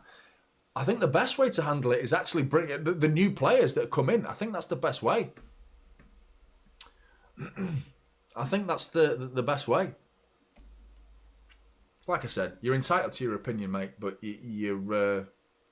I think you'll be regretting it. And let's talk next season. Let's bookmark this, Matondu. Let's bookmark it. Let's have this conversation in a year's time. 19th of February, 2026. Let's have a conversation. And we'll see. And we'll be talking about how are we going to knock Real Madrid out of the semi-final of the Champions League. You know, we'll be talking about, we've got to win that Premier League title. We'll be talking about things we can win. Do you know what I mean? Like legitimate things we can win. Not like... top 4. Let's not get embarrassed. You know, can we beat Plymouth? Fucking hell. Do you know what I mean? It'll be better. I promise you, mate. I promise you. But yeah, as of right now, I completely disagree with you. That would be unbelievable, Danny, wouldn't it? It would be unbelievable. But Plymouth first. Plymouth first. Because... I want to beat United. That's what I want to do. I'm looking forward to Echeverri as well. I'm really looking forward to that. Every time I think of Echeverri, I feel like, oh, yeah, that's exciting. Does anyone else get that? I'm like, oh, yeah, that's exciting. I'm excited to see what he can do because there's something there, isn't there? There's something simmering with him. And it's not even subtle. I mean, it's quite obvious. The guy fucking looks class. But it's like, you know, no matter how good you look at the level you're playing at when you're that age, it's like, the transition from Premier League is always going to be a question, can you do it? For me, it looks like, yeah, I think he could. And I'm excited. And yeah, the transfer in the summer has to happen. With Florian Wirtz, for me, it would be a brilliant, brilliant replacement for Kevin De Bruyne. Yeah, I think there's other players that we've been linked with as well that is exciting. But for me, Florian Wirtz. They're about to start showing the highlights. I need to go. I can't do this. Why the fuck am I going to sat here watching the highlights of that? I've got to go. Like I said, everybody, apologies there's no video tomorrow. It's not because we were shit and I'm not doing a player ratings. It's just been a long time coming. I need to spend time with my lad. And it's the school holidays. And it's been too many days of him asking, can we do something, Dad? And I've said, nah, mate, I'm too busy. Sorry. Fobbing him off. And I miss him. I want to spend time with him. So going to the cinema tomorrow. And I might be doing something on Friday with him. I haven't decided yet. I'm just like, I feel guilty when I don't make a video. So I like to make videos. And I know you guys, there's a lot of you have said, like, where's this video and where's that video? And it's like, yeah. And I love the fact that you want that. And I feel guilty sometimes. So I'll get one back to you as soon as I can. Appreciate that, Isa. And Christine, thanks, mate. And I appreciate that, Matondo. See what I mean? We can disagree and still be respectful. It doesn't need to get nasty. I completely disagreed with your comment before, but you sat there being respectful. You got some stick as well. I saw people, and people were being respectful of you. That's all it takes, man. Just respect one another. You know, and I appreciate that. I appreciate it. Me too, mate. Me too. But yeah, the highlights are still happening. I need to go.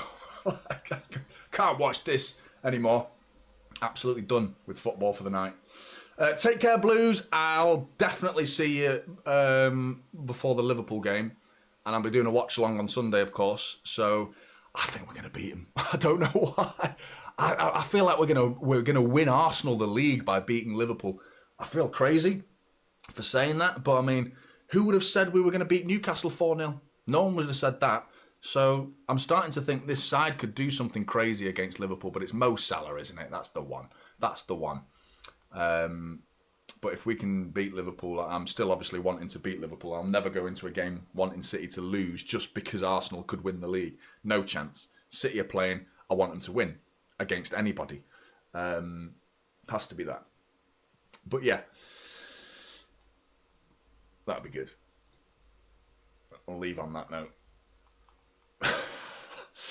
Yeah, mate. Big up to you from Cameroon. Thank you, mate. Appreciate it. Right.